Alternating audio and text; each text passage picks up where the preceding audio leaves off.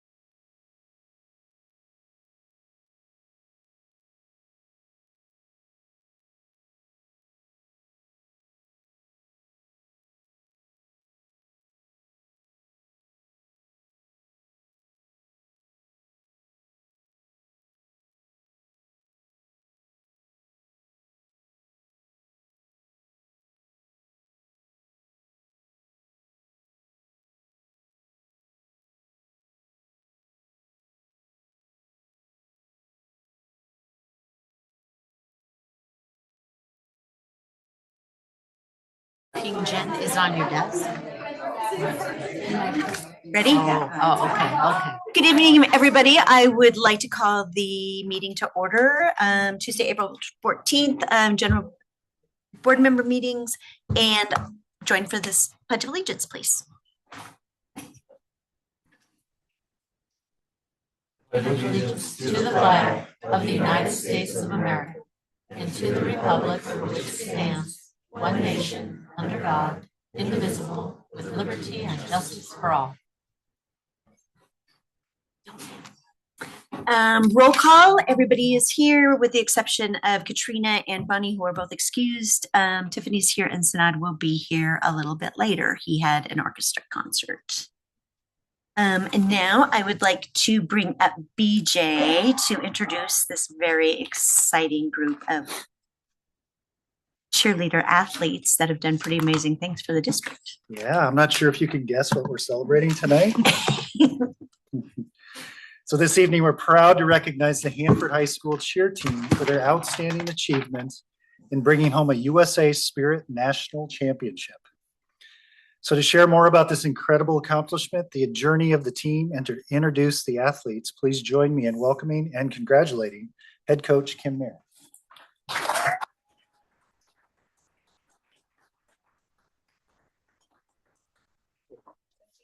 Yeah.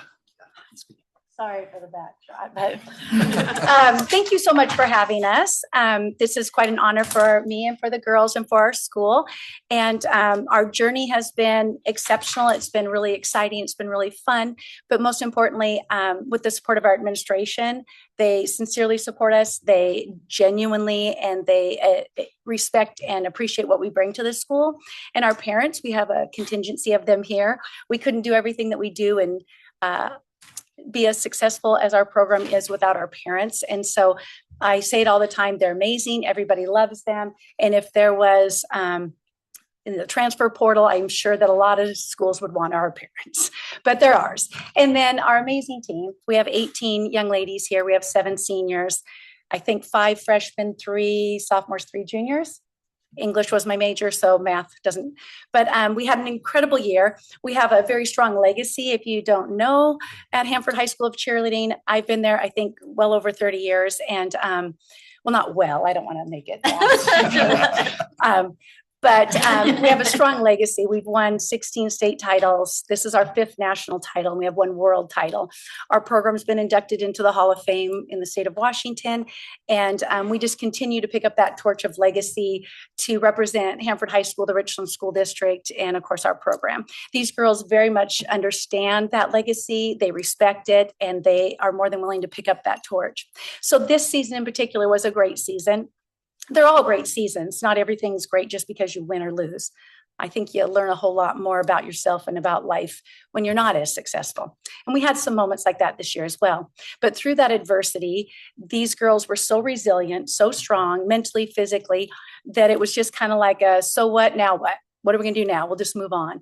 So we went on to a different nationals this year because the regular national competition that we go to in Orlando, Florida every year fell on the same weekend as our state championship for the state.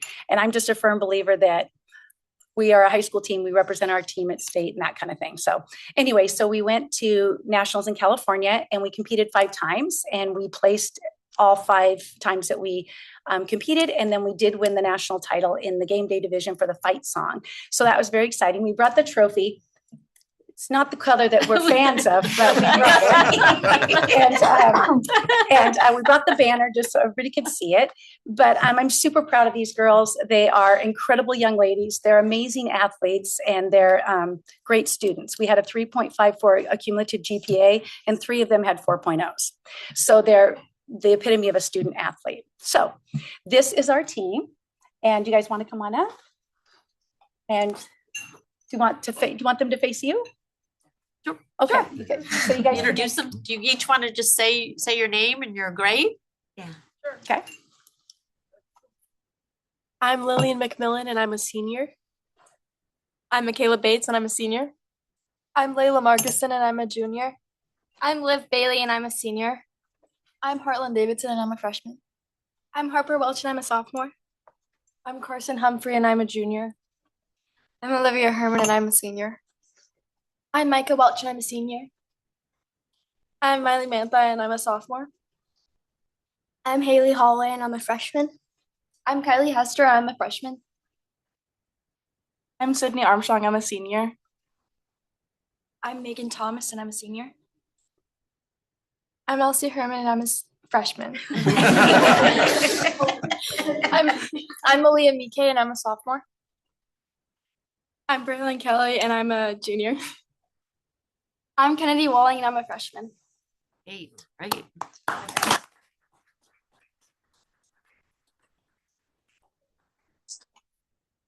So we'll ask Mr. Ufford to make us another big frame. We already have one in the gym, but that's the banner they gave us, and then the trophy hiding behind. And that's the trophy. And we have like 4 other ones, but I just brought the national one. Okay, and do you get to keep the national one? Uh-huh. So you might want to paint it then. Yeah. Yeah. We'll get on that. And then they all got a medal. And Very nice. and then I brought a medal back for our trainers and for our principal. Right. Congratulations. Good job. Congratulations. You don't have to ask them. I have a question. Of those of you that are seniors, are there any of you that are planning to go to university to continue cheerleading? I've thought about it. Yeah. Not my freshman year for schooling, but maybe afterwards. Yeah. Well, I know there's lots of opportunities for that at a lot of the different schools. So I know from going to the football games and everything that the crowd's favorite thing is that Taco Bell chant. Gosh. But what has been your favorite thing about cheer this year? I just like obviously at football games and like wherever, it just seems like the crowd is like captivated with the cheerleaders, and I like seeing the like faces like of them and their reactions, because they always kind of have like a sparkle in their eye, whether it's like the game or us. It's kind of cool to watch. You guys want to do the Taco Bell It's like 25 years old. Okay. You would do that forever. Is that all right? You have to repeat it. Oh, no. What did I just do? What have you signed up for? 1, 2, 3. Hey, burrito! Hey, burrito. Hey, burrito! Hey, burrito. Yeah, burrito, yeah. Yeah, burrito, yeah. Taco Bell, Taco Bell. Taco Bell, Taco Bell. Guacamole, cinnamon twist. Guacamole, cinnamon twist. Hey, burrito. Hey, burrito. Hey, burrito. Hey, burrito. Yeah, burrito, yeah. Yeah, burrito, yeah. Taco Bell, Taco Bell. Taco Bell, Taco Bell. Guacamole, cinnamon twist. Guacamole, cinnamon twist. Hey, burrito. Hey, burrito. Hey, burrito. Yeah, burrito, yeah. burrito, yeah. Taco Bell, Taco Bell. Taco Bell, Taco Bell. Guacamole, cinnamon twist. Guacamole, cinnamon twist.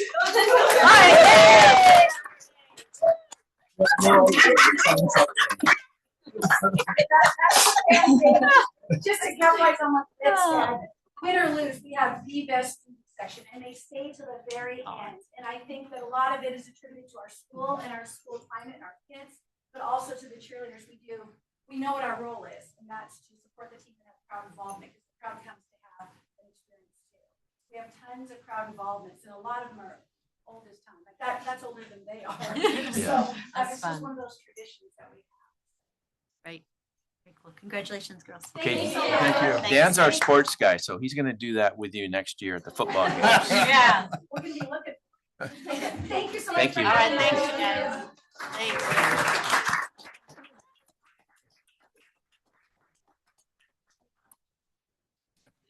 So cute.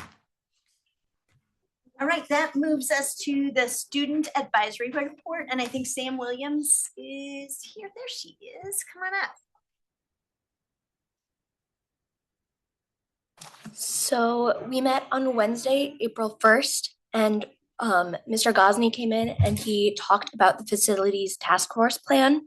And it's an opportunity for students to participate on a committee to help design and give student voice to the planning process with new school facilities.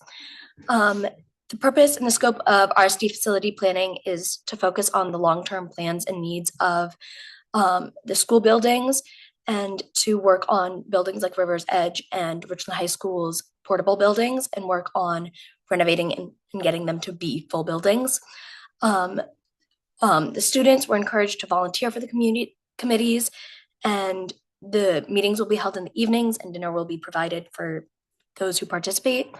The students at the meeting shared thoughts about improving accessibility, especially at current buildings like Richland High School's auditorium, and providing better wheelchair access for those who have mobility challenges. And concerns were brought up about building a new high school and how it could take away from activities at current schools. So basically, we said careful planning is pretty important. And then we talked about the agenda for today and how Hanford cheer would be recognized. I feel a little out of place in my green dress, but go Bombers. We talked about how we were going to discuss district updates and like boundary adjustment. And then Dr. Redinger talked about the social media policy, and how it will apply to staff and how it will help kind of create a social media policy for them. And then we talked about committee applications for the superintendent advisory committee and how they're going to be open for the representatives. Okay, thank you. All right, thanks, Sam. Thank you. Thanks, Sam. Do we have anybody signed up for public comment? I did not see, I didn't receive anybody that signed up, and I did not see any person sign up in person. Do we have anybody here that wants to do public comment? Because if we don't, then I'm not even going to give my spiel. Going once, going twice. All right, no public comments. I do want to note, though, that there will be public comment after each agenda item before we have vote and discussion as well going forward. So let's move us right into board and superintendent reports. So let's start with Shelley. All right. Today we were able to recognize Pi Andrew, the Carmichael Middle School kitchen manager, for a Rise Award. Oh, cool. And she was real excited. She was a little embarrassed, but she really kept praising all of the people that she works with and that they make the difference. And just a really nice working environment. So she leads a kitchen that serves an incredible volume, about 740 meals every single day. That includes breakfast, grab and go breakfast, lunch, and after school meals. What makes this even more impressive is the complexity of the operation at Carmichael Middle School. The team offers 4 different service lines with 12 to 16 entree options, giving students many, many choices. Pi does all this while navigating staffing changes, demanding menus, and the unique needs of students and staff. Most importantly, Pi is a motivational leader. She creates a positive environment and keeps the team focused on high quality service. So again, I told her that she didn't have to come tonight, but I was going to do this shout out. So if you're watching Pi, thank you for your dedication, leadership, and the impact you make every day for our students. So a big shout out to Pi. I also wanted to talk a little bit about, we have our family survey that we'll be launching on April 20th and we'll close May 1st. So we encourage families to please make sure it's our annual family survey. So we'd like to get that information. Also, the Redinger Scholarship, my husband and I are sponsoring one for a student going into engineering, representing my husband's passion for engineering and his degree, and then one for a student going into education, recognizing my passion for all things education.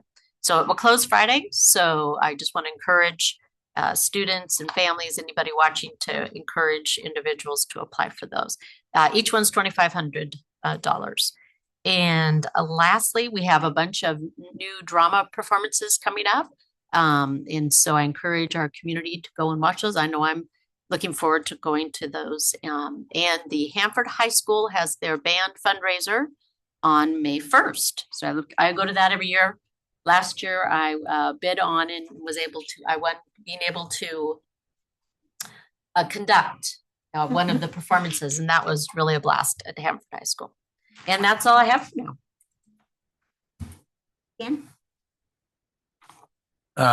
Last week, I took the fusion students that they're at River's Edge up on their invitation to join them as they released their little baby salmon in the river.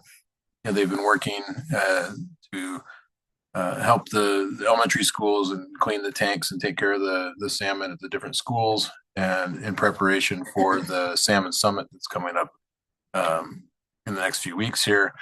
They got to release their little baby salmon a little bit early. So they walked down to the river, and I met them there and got to witness that and be part of that. So I appreciate the invite. That was a good way to spend a Friday morning instead of sitting at my desk.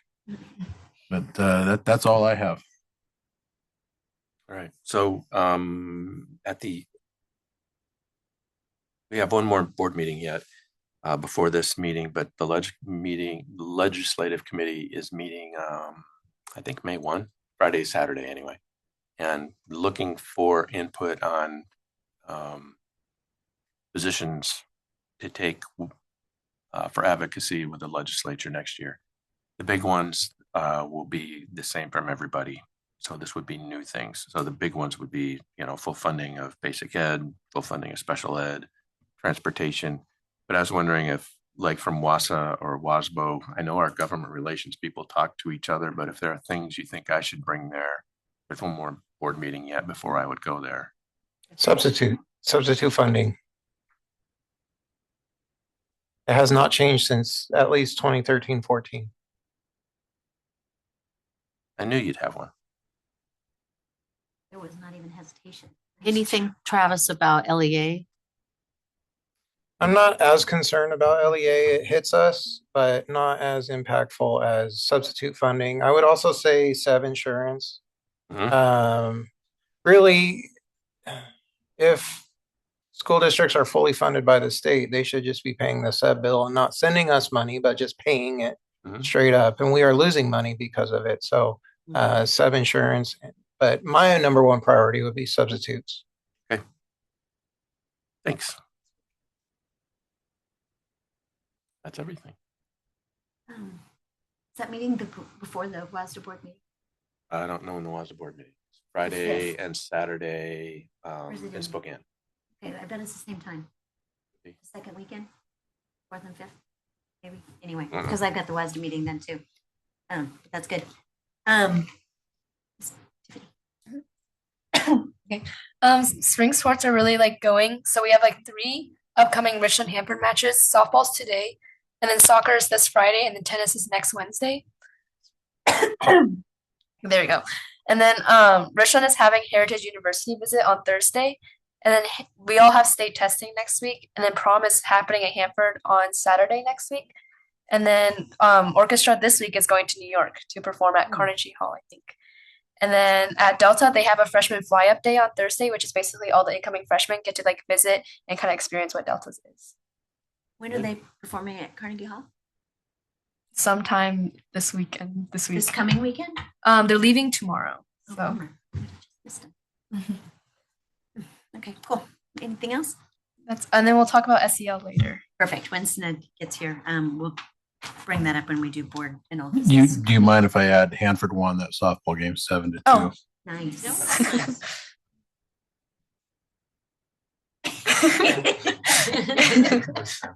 I'm supposed to be unbiased right now. So Yeah. Oh, you still get that. You're true colors. Well, Richland won last week, so they split. oh, We'll keep it. So now they're even. today's a better day. So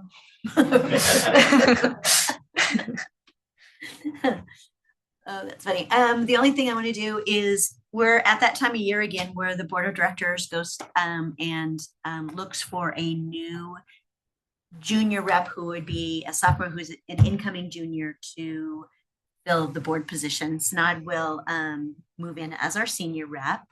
Tiffany will go on to bigger and better and more exciting things. Do you know where you're going to school? UT Austin. Very cool. So we will miss her immensely. She's been with us for 2 years now, and her insight and value and all of her great ideas and that have been really good. And it's crazy how every year we do this, we get a little bit better at it, and I'm hoping we get a little bit better at it too. So, always feel free to do the exit interview and tell us what we need to do better. But with that, BJ is putting together announcements for the student board rep applications and nominations, which will open tomorrow. The applications and nomination forms will be posted on the district website, shared via social media, Parent Square, to sophomores and their families, actually probably anybody in case they know somebody.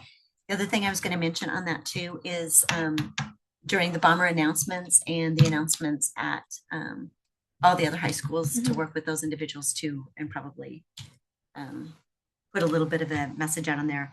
May 8th, applications will close, May 18th through the 22nd. We review the applications and then we will interview and select individuals the end of May. So we're kind of getting, there's our other rep. Speaking of, so I really want to encourage anybody who has any interest in helping model and decision make for the district on a student level, because I think as we've come to learn, student voice is really important in all the things that we do and all the decisions that we make. So that's all I have. And not to put you on the spot, but do you want to add, we're going to save the SEL stuff till board discussion, old business, but do you have anything you want to add just for your board report? No, Tiffany was planning to do all of it, so she did a very good job at it. Okay. So thanks, Annette. Okay, we'll go into performance audit update. Shelley? Yes. So I wanted to share a little bit about nutrition services. I had mentioned in the RISE Award how there's a bunch of new offerings at the middle school level. And so that new program is called Bright Bites Kitchen. And that launched at 4 middle schools this week. And Dawn said it's going really well. The kids are loving all the options at middle school. And so we're hoping that our choices will help motivate more students to eat the school lunches and that they are liking them. So we'll get feedback. It'll be good to get feedback. What was that called, Joey? Bright Bites Kitchen. Bright Bites Kitchen. It's a Sodexo new program. Is that the one that we saw at the WASDA conference? It might have been. Okay. Yeah. Good. Yeah. Good question. That one's really good. Yep. So we are having a program audit for our summer school this year, all of our summer eating sites. And then our breakfast and lunch audit is going to be the 27-28 school year. So we'll know more when we get those. We've been passing all of our spring health department inspections with no findings. We've had 6 sites inspected so far this spring. We're hoping for 100%. If you remember, we had Richland High had a couple of issues with not reporting the temperatures. And so we've remediated that situation. So we expect to have all sites have really good audits with 0 findings. And then we'll be launching a customer satisfaction survey for Sodexo for students and families in the next couple weeks to see where Sodexo can improve service. So I just wanted to give that update, and then I'll be circling back with more information. Any questions for me about that? Okay. Thanks.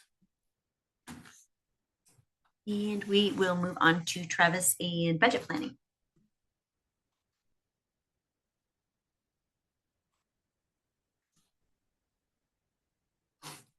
Okay, so I forget which board meeting I presented a budget timeline that showed that I'd be showing where we're at with budgeted enrollment on this board meeting tonight. And so what I provided in the board packet is where we are currently budgeting enrollment. I provide it at the building levels.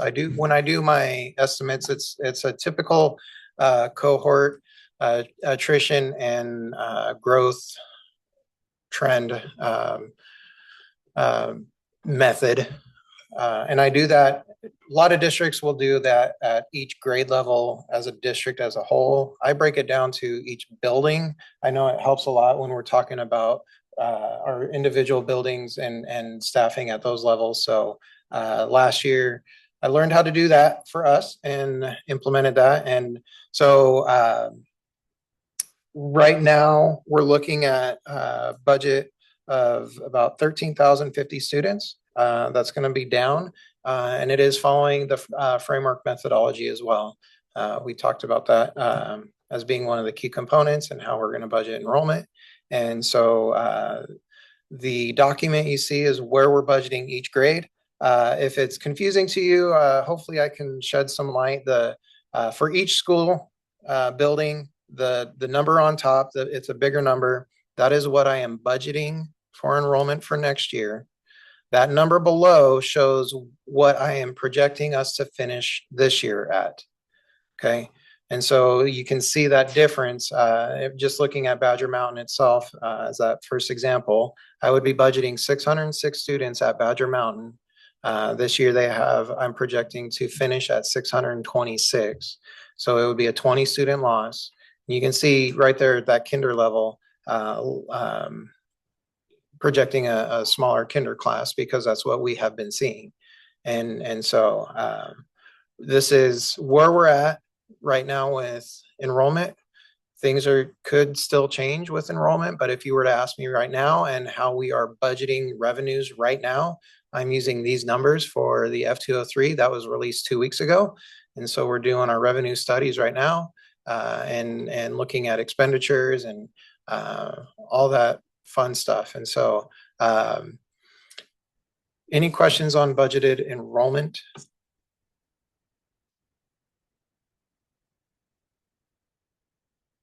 As far as the timeline goes, when would these numbers or your estimates, or does the estimate ever change before we actually have enrollment numbers? Or I am operating as these are going to be the numbers until we do decide, you know what, we do need to change it, and here is why.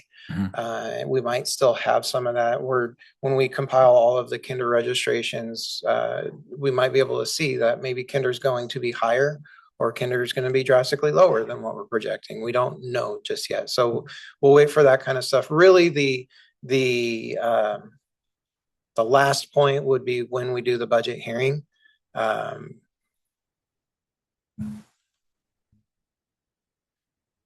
Yeah, that would be when we finalize what we're utilizing.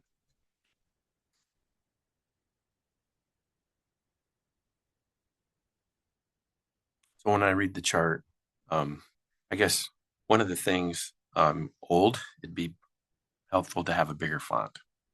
I understand that. I wanted to have a one pager to be able to present the data.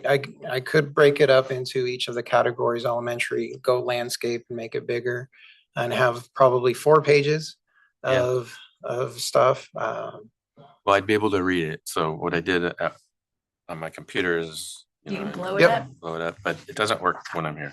Yep. But the questions that I have, that if you in the bolded or the colored parts, we have elementary totals at -133, middle school -62, BE -193. I'm assuming that's, or are we adding? We're adding 2 there. So 193 is the total. Then we add 30 from ALE to get the -163. Is that right? Yes. Okay. That number adds. I missed the high school total. So we're anticipating high school staying flat. Yes. All right. I like the negative number, not because I like the negative number, but I like the conservative budgeting because this is a revenue side. Yes. Yeah. Don't have any questions. That's good. Okay. Just before you wrap up though, when you used the Badger Mountain example because it was the top row. Yes. But when you look at all of like the kinder numbers, like some of the schools we have basically the same. Some of them, drop less. So is there more to how you estimate that, or? Yeah, so I typically will look at kind of how we distribute the kinder class or the kinder cohort this year.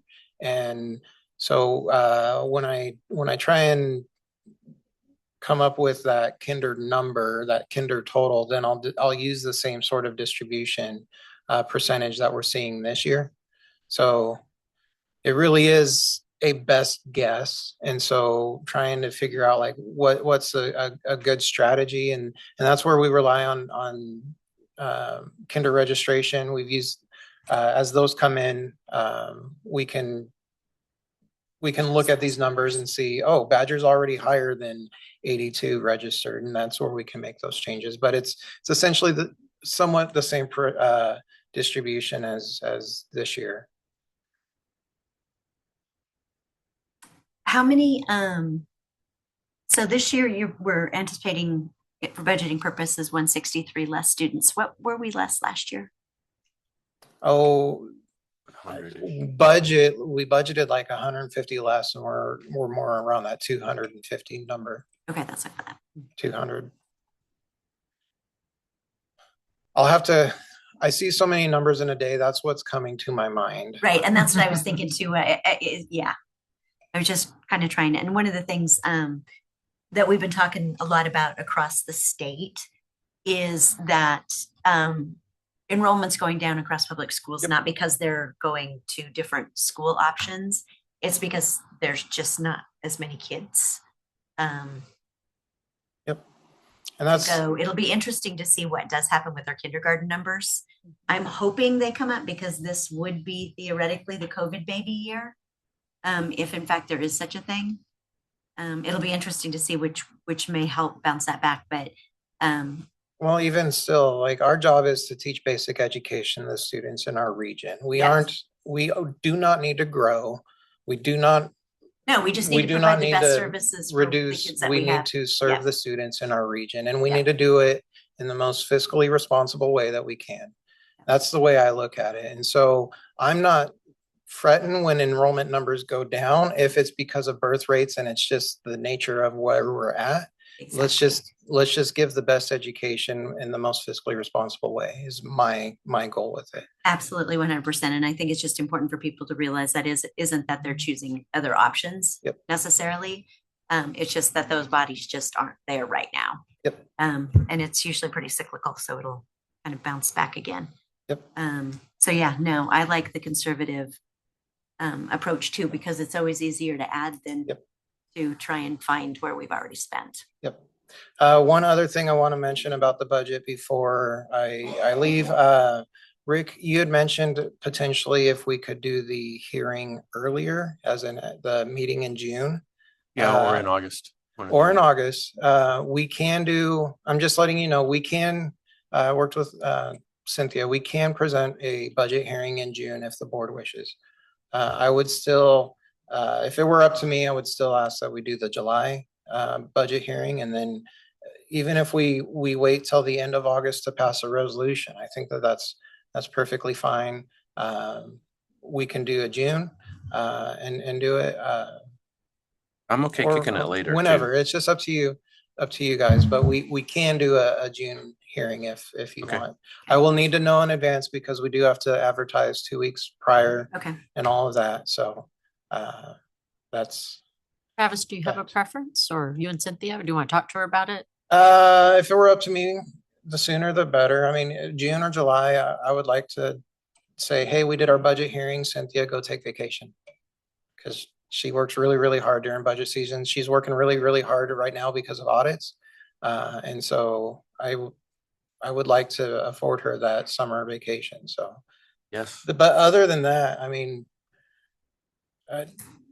it doesn't bother me. We just have to have it done. We have to have a resolution in by, we always say August 31. So.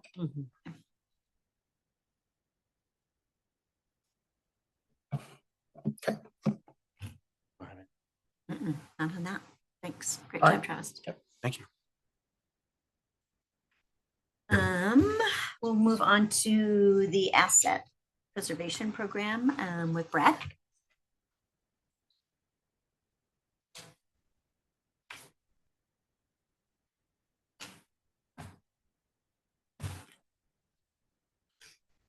All the way from the back row. That's what I was gonna say. I'm from the back.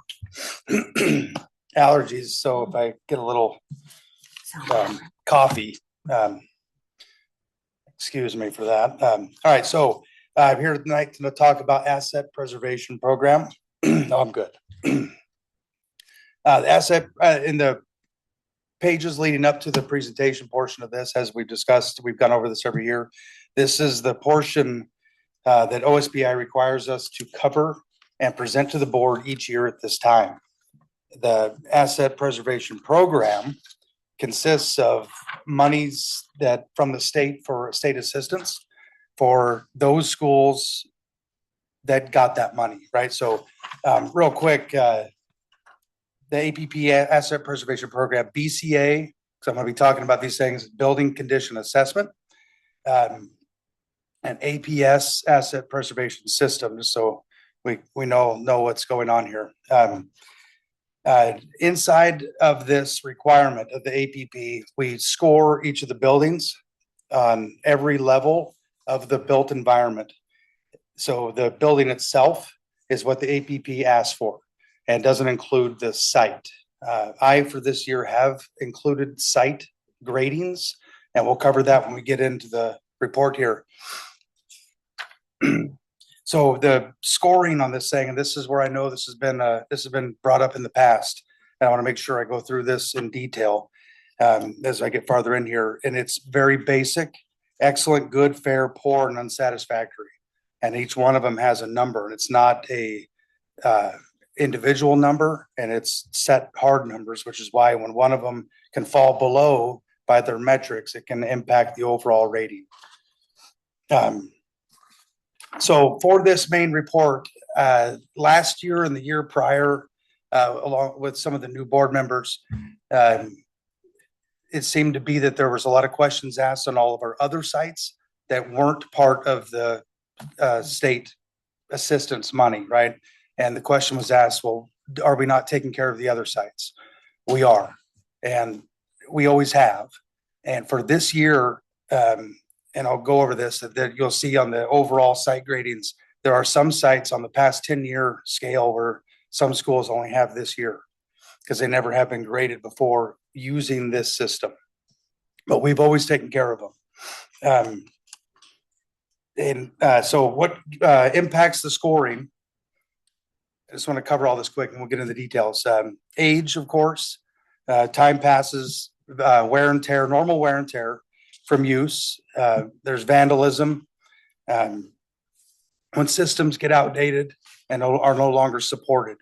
And we have some of those situations right now. We actually have one elevator at Richland High School that is down right now because of the door control board. So some of these elevators are older, and as technology advances, they upgrade, right? So you can't go get these parts off the shelf. You have to get these upgraded portions, and it requires more things. So when we score these, that's what plays into this sometimes. It doesn't necessarily mean that they're damaged and dead. It means that we know what's coming and that the obsolescence plays into this as far as the grading. It's kind of sets up a system till we know what's coming ahead of us, right? We can plan for it. And as far as the grading goes, we can get the scores to go back up. So when we do make these corrections and repairs, replace roofing, new HVAC systems, new telecenters, those areas that were graded low, when we do make those corrections and changes, it can bring the scores back up, right? So the next year, obviously that would be up to an excellent, and now your overall score can fluctuate and go up.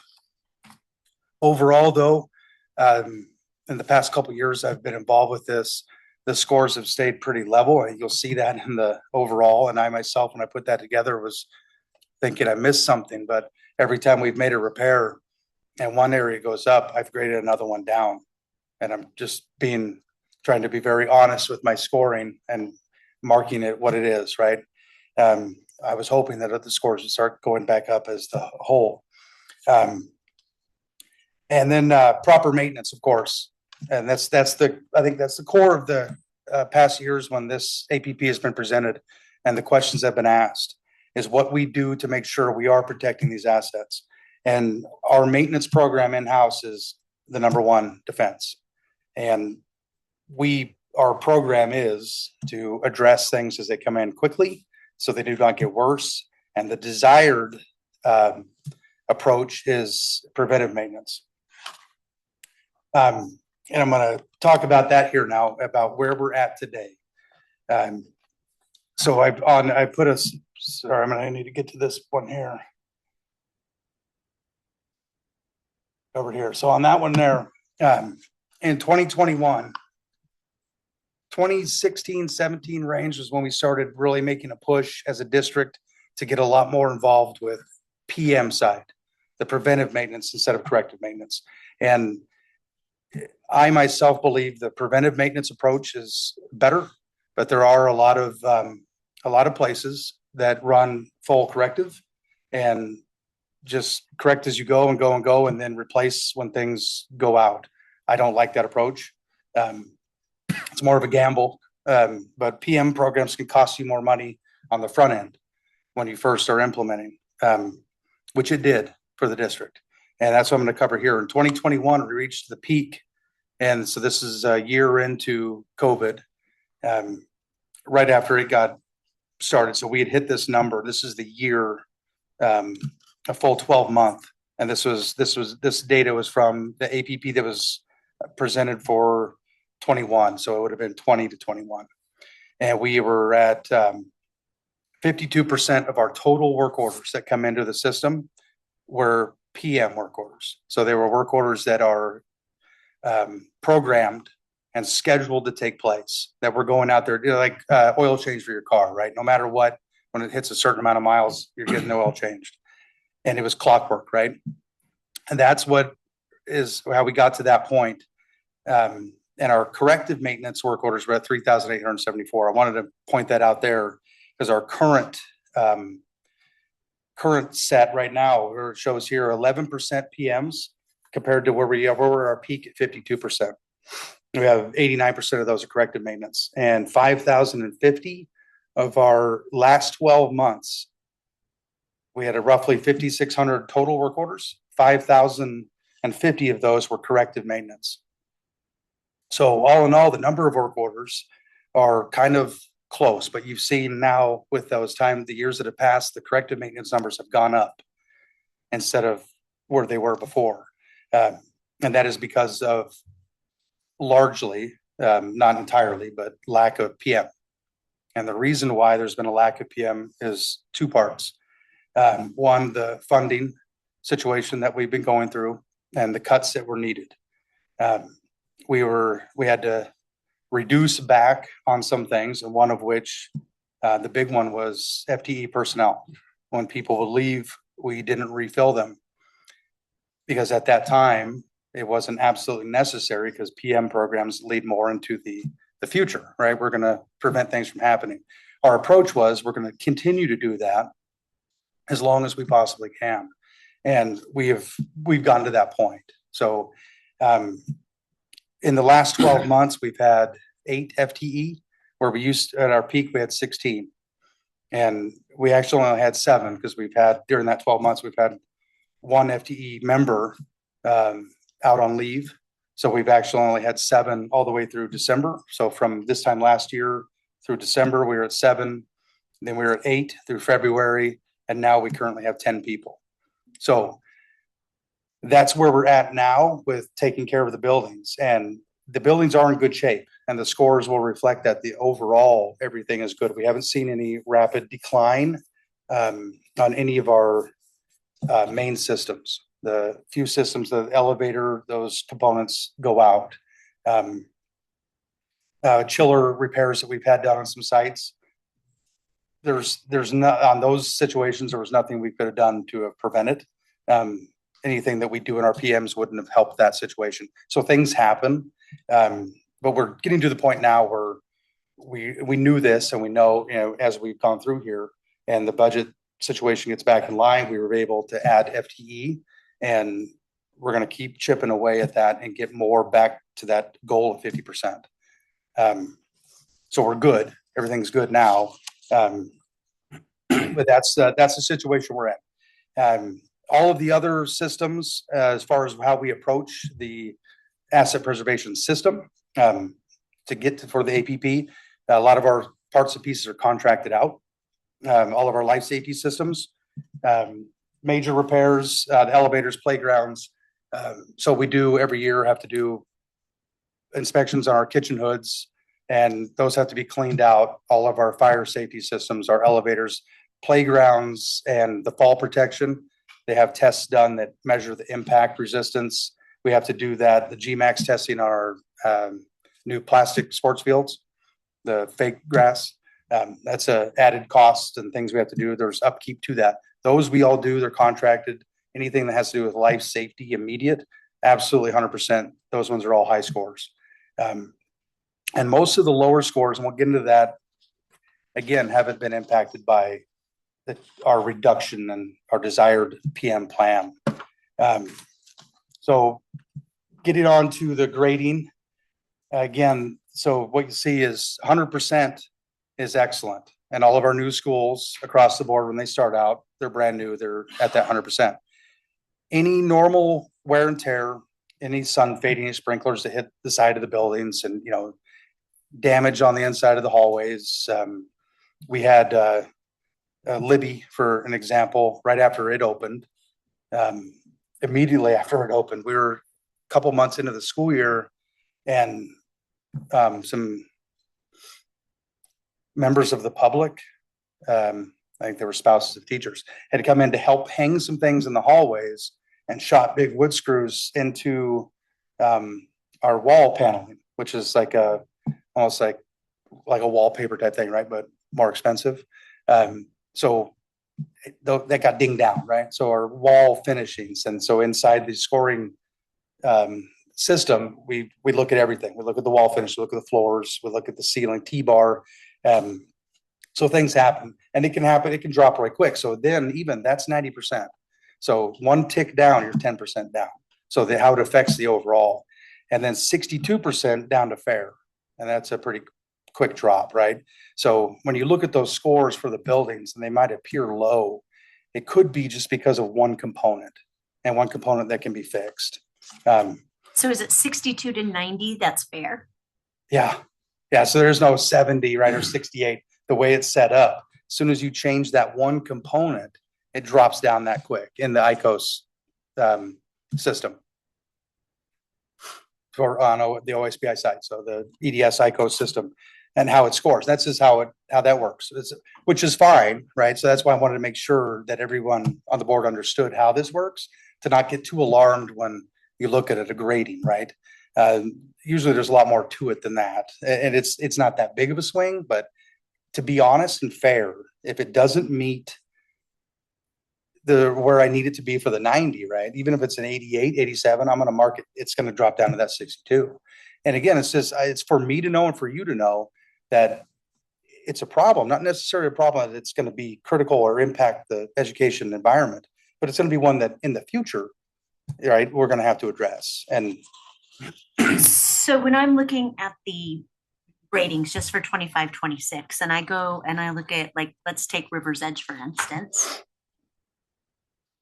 Well, it's the next slide, isn't it? Yeah, on the next one is the total building scores. Yeah, so you look at the total building scores and you look at River's Edge and it's an 81.13. Mhm. How in the world is River's Edge an 81.13? A good question. So it is, and River's Edge is that 81. That's, I believe it's our fifth, maybe sixth, but fifth lowest rank. So it barely missed the cutoff to get in on our lowest four. And the big reason why is when you look at when a breakdown of all the components of the building, right? We have issues at that school, and they're big issues. A lot of it has to do with flow. It has to do with the size. It has to do with the number of bathrooms. Those aren't things that we grade. We grade just the structural integrity of the building and the overall condition. So when I walk through that I'm trying school, to figure out how it's still an 82.13. because of the total number of components in the built environment. So we do have issues, aging HVAC systems. We have an aging telecenter system. Outside of that, we're not getting into critical area, right? But the overall, there's a lot of them that are down in that good and leaning and quickly leaning to where they're going to drop into the fair. Overall, we've done a really good job of maintaining that building, but it is nearing the end of its life. And I put a slide in here to help show that. What I mean by that, it's not necessarily there yet, but it's going to be getting really close. So the grading that you do on this, how much of it is subjective versus how much of it is? A lot. Okay, because, and my question for you and to help me better understand, and there's no wrong answer when I ask you this question, just so you know. Do you find that you would be more likely to grade higher or lower than what? Me personally, lower. Okay. Yeah. Because I would rather see accurate, like when I look at Chief Joe and some of these numbers where they're like close to the 80s. I mean, I have never seen the actual layout of what you do and what you have to look at and look. But to think that River's Edge and Chief Joe and even Carmichael and some of these other ones are only, 10% less than what we're rating these brand new buildings is interesting to me. Yes. Yeah, that's why this this grading system alone isn't the tool we would use necessarily to, I think it would help and we can look at it, but I would never use this grading system solely as any justification to make major investments or school rebuilds off of just this alone. Right. Okay. And what I see this as is as taking care of the vehicle as best you can for as long as you can, knowing that, I always think of it like a car that, you have to change the tires, they wear out. You can get a crack in the windshield, things happen. The motor can even wear out, transmission can wear out. Doesn't necessarily mean that the overall car is bad, that when you replace that one component, things can be good. But over time, yeah, a lot of the little things, the electrical, starts to degrade and then it becomes obsolete, right? And then you get up into that realm where repair costs tend to get really high I mean, the older it gets. and also when you add in different features, that bumps it up. So, for lack of a better term, sometimes when you put lipstick on a pig and it looks better, like when you look at the Chief Joe numbers back in 18 and 19, where we did some of those painting and replaced some of the flooring in the bottom, that number bumped all the way back up to 91.1, which is, I mean, pretty good. I mean, I would think of it being really good. And is that just because those are just features that I guess I'm trying to figure out if it's functional or if it's just aesthetics. Almost everything is functional. Okay. Paint on the walls Aesthetics. is aesthetic. Fixing holes in the walls, functional. Right? Flooring, any type of flooring is functional. Because as flooring wears out, no matter what kind, anytime it has any failures in the flooring system where you could subject water or any damage to the subfloor, then you're getting into problems. Okay. Right? Then it becomes a big problem. So it could be looked at easily as an aesthetic type thing, but there's usually a lot more going on to it. And some things are, more critical than others.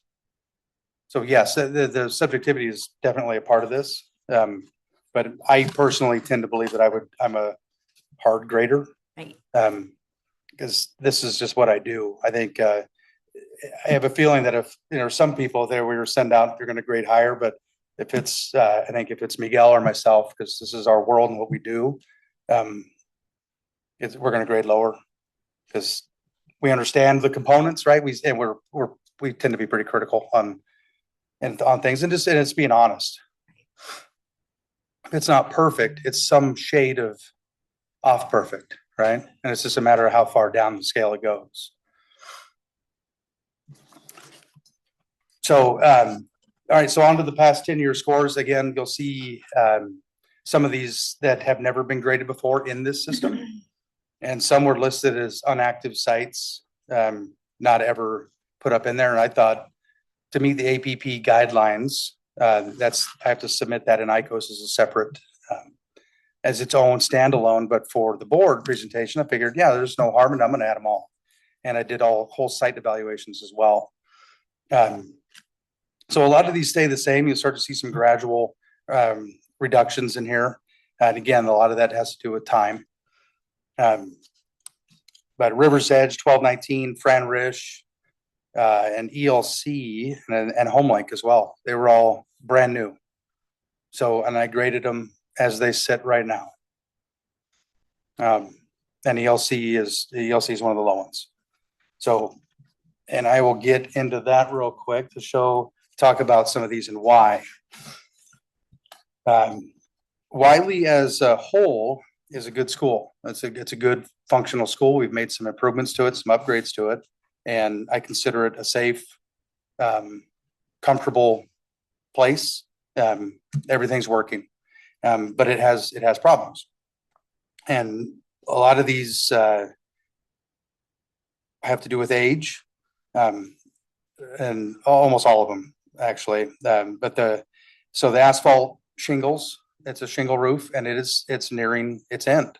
I think Wiley was built in late 90s, I believe. So we're getting there. We're there. So with our summer sun and the wind, and there's been some lifting, it's nearing the end of its life cycle. So I grade that down. Wire glass interior windows.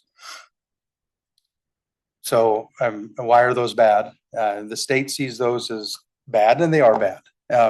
Reason is when they're broken, the glass hangs up in the wire and it can hang in there, shards of glass, and it creates a lot more of a cut hazard rather than a traditional window. If it were to shatter completely or tempered, where it crumbles and it's easy to clean up, with a wire window, you can have a cut hazard there, completely there, to where we'd have to come in and either cut it out, the wire, or remove the entire casing. It's more of a danger when broken, right? So as it sits now, unbroken, but outdated, not the best use. We don't put those products in new schools because of that reason.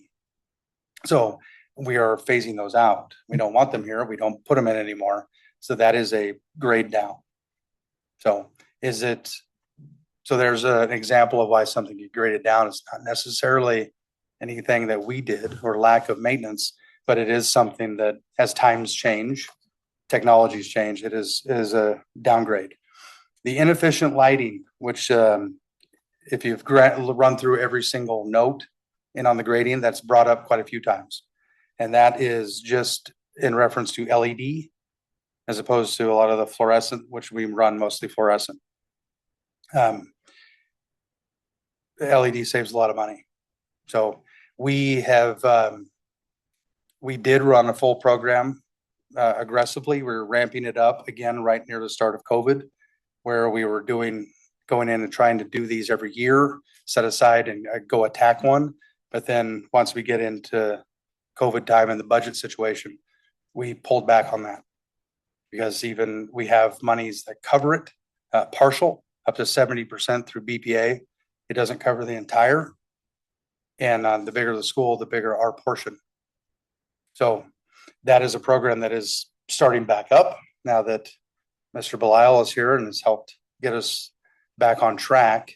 We have Jason Lee already prepped as a school to upgrade their lighting. And the total cost of that, and that's just parts is cost. And then it's the labor. Again, here's the big catch too. The grant money covers the parts. We do the install. You're swapping out fixtures and bulbs. We didn't have the personnel. When we were down to, we kept losing people. We got down to 7 people. We just couldn't support it. Even if we did go out and buy it, it could be something where it would take us a long time to get it all installed just because we couldn't keep up. Now that we've got personnel back, we are gearing back up to get that back up and running. So, and we've got a number of sites that are on the list that will be getting back and do a program of getting swapped out to where those scores start to bump back up. Do we have any schools that are already that got converted before COVID? Yes. Which I mean, sorry, didn't mean to put you on the spot. I know we did Enterprise. What would be really interesting is to see the actual difference in the cost savings, because I bet it's huge. Yeah, it can be. Actually, I have some data on that. The projections, and again, these are just projections for Jason Lee. Yearly utility savings estimated, if this is for a complete change out every single fixture in that school. Total cost of $24,700. Our portion to cover is $7,400 plus all the install, and our average estimated yearly utility savings is just a little over $3,000. So it's over the time, yeah. And $3,000 is significant. I'm not going to say it's not, right? For that instance, there would take us over 2 years to recover our portion, and with the budget situation we were in, every little bit was hard, right? And we had to cover all of our mandatory safety inspections. That was our primary focus. And we're with our utility bills, with the R2 at the same time, over the last couple of years, our utilities costs have gone up. So we wouldn't have been realizing as much savings as if it had stayed the same. So all in all, it wasn't too bad a timing. But that is our plan, and those scores will go up. And yes, when we do get there, and every schools, and Richland High needs it as well, and that's quite a bit bigger than Jason Lee. So I anticipate that yearly savings being, 4 times as high, right? So it's significant, and that's why we do it, and that's why we started this program, and then it got delayed. Also on Wiley, domestic hot water heater nearing the end of its life. And a domestic hot water heater for a school, very similar to what you would put in your house, except a lot more expensive. So, and those happen, right? So we keep note of them, and we keep grading them, we keep watching them, and when it's time, we make it happen and go. So, and those are, we just did one at Richland High. I think it was around 12 grand for the water heater. So all in all, millions of dollars in your budget, 10 grand doesn't sound like a lot, but it's a lot of sites and a lot of parts and pieces. That money goes real fast. So, which is why we wait. We try to not wait till it fails, but close. You can tell when it's close. Sometimes, yeah, they start to leak. As soon as you start getting leaks out of the jacket, you've compromised the internals, and it's just a matter of time. But we do get all of our pressure vessels to inspected every year, and we've never had one fail yet. So anytime anything that builds up high pressure, we get those inspected yearly, and if anything were to fail, it's replaced immediately. All right, Chief Joe, this is our third lowest. A lot of it is wire glass, inefficient lighting in that school as well, and the fire panel is at the end of its life cycle, and that's a costly bit, right? What's a fire panel? So for your fire protection system, it's the brains of the whole system. So it is the critical. Every part of it's critical. Every fire head, smoke detector, every part of it's critical. But all those things do is transmit the signal back to the panel, and the panel is what calls for help. And we don't ever want our panels to fail. We have upgraded almost every single panel in the district. I think there's 2 left. There's the Chief Joe and one of the others. I can't remember now off the top of my head. We have 2. I know there's 2 left. Jason Lee was just recently done in the past year and a half, I believe. Got that one finished up. Maybe ELC. No, I think that one's actually newer. I can't recall right now. A lot of little bits and pieces. Let's see. The next one, Carmichael.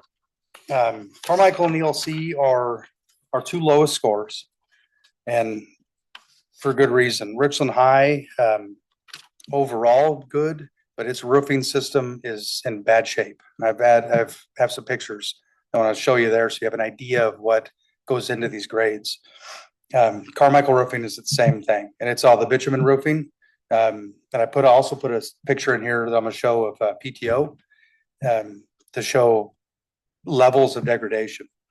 Telecenter at Carmichael is very old, and that's all of our public address systems. So telecenter systems are the bell schedule, it's your PA, your communication to the classrooms, and your clocks. They're all tied into the system.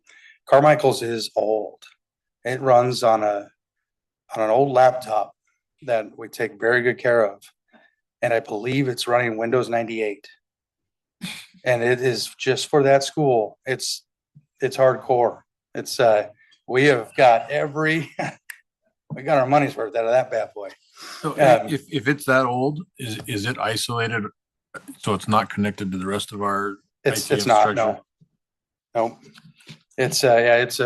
It's old. And to replace it requires more than just replacing the box. Everything's outdated. The wiring, it comes into a bigger situation, which is why it's reflected in that score. And it's one of the things that really brought it down. Another reason is the building automation system. That's the BAS system. That is our intelligent controls. So all of our schools, and this one has it. It's on the old JCI Medicine system. All of our new schools, we have spec'd either Allerton or automated logic. That's what controls all of our systems in the buildings. And a lot of that is for energy savings. So all this automation does all the calculations for you, does all the adjustments for you, and maximizes the amount of outside air that's brought into the buildings, free air conditioning. These 2 schools don't have as much of that going on. It's limited. Not just the BAS system, but the HVAC systems themselves. That's where Chief Joe has a little bit of a separation. Its mechanical systems were just redone in 2014. Carmichael's has been a long time, and so you've got HVAC systems at the end of their life, chillers, boilers, the whole hydronic system, all your loops. We've got water leaks in the hydronic system in that school that we cannot find. We've traced through all the steam tunnels and following every piece of pipe, and we can't find a drop of water anywhere. But yet you're losing. So it's underneath the slab somewhere, underneath the school. No signs of any washouts. That's problematic. And that's a big issue. So that's reflected in the score. A lot of wire glass in that school as well. ELC is our winner. Its roofing is in bad shape. It needs to be replaced quickly. It's I'd put it at number one, barely above Carmichael and Richland High as far as the roofing. HVAC systems at the end of its life, and a lot of that school, it was that's the 83 portion, and it was installed with duct board. So duct board is it's almost like a rigid insulation. That's what they constructed the ductwork out of. And over all these years, the wind and the air passing through, it's fiberglass, and it starts to degrade and it starts to crumble. We've had to have our guys crawl up inside the interstitial space and start repairing and patching with tape this duct board. It's not ideal. It's just the way those things are, right? And it's what was installed when it was built. To change out that system, it's a complete gut. Not just the package units that are on the roof, not just the chiller. It's the entire ductwork. It's everything, and that's a big cost. So building automation system, again, it's on this. Those are only two schools on Medicis, which is there's a reason why we went away from Medicis and went to the other two options in all of our new builds.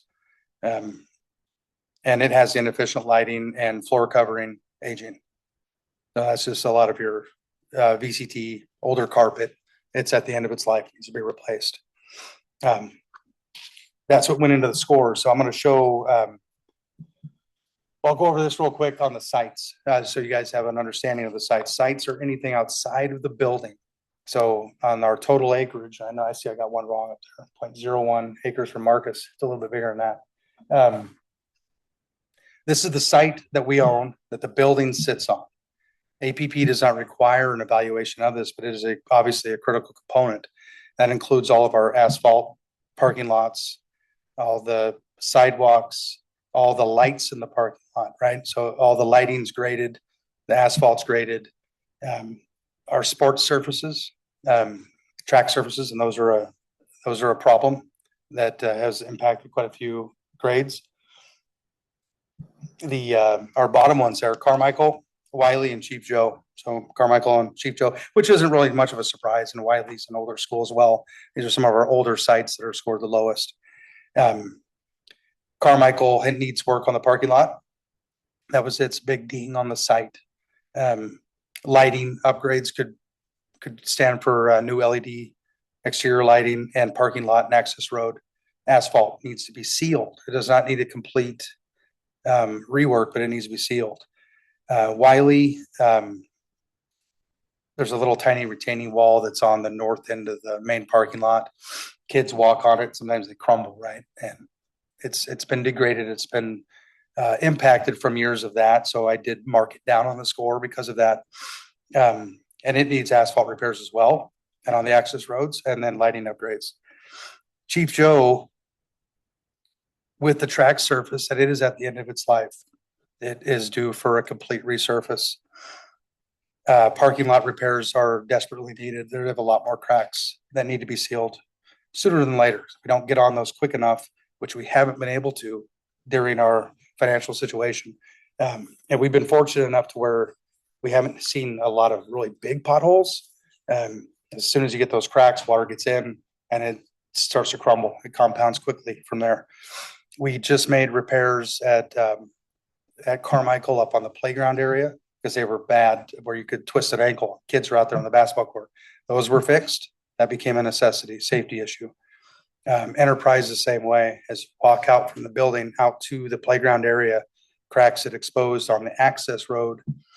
And we have a student in a wheelchair where the wheel dropped into the crack. It had gotten that big. And they can start to grow quick. So that was made a top priority and was sealed just last week. So that's been corrected, but they're still at Chief Joe, parking lots needed, and the access road down to the portables in the cafeteria is completely destroyed. It's down to rubble and gravel. It needs a complete redo. And so that's what really dinged that site, is that the conditions of that. Here's some examples so you can have an idea of what goes into the grading. This is Carmichael. And there's some exterior windows when it goes into this is now onto the BCA, the building condition assessment, not site. So anything on the building itself. Exterior windows, water damage, hard water stains. They're old and they're older windows, inefficient. So the water is it's hitting the outside. Not perfect, right? So that's what's in that score of, it's not 100. This one wasn't even a 90.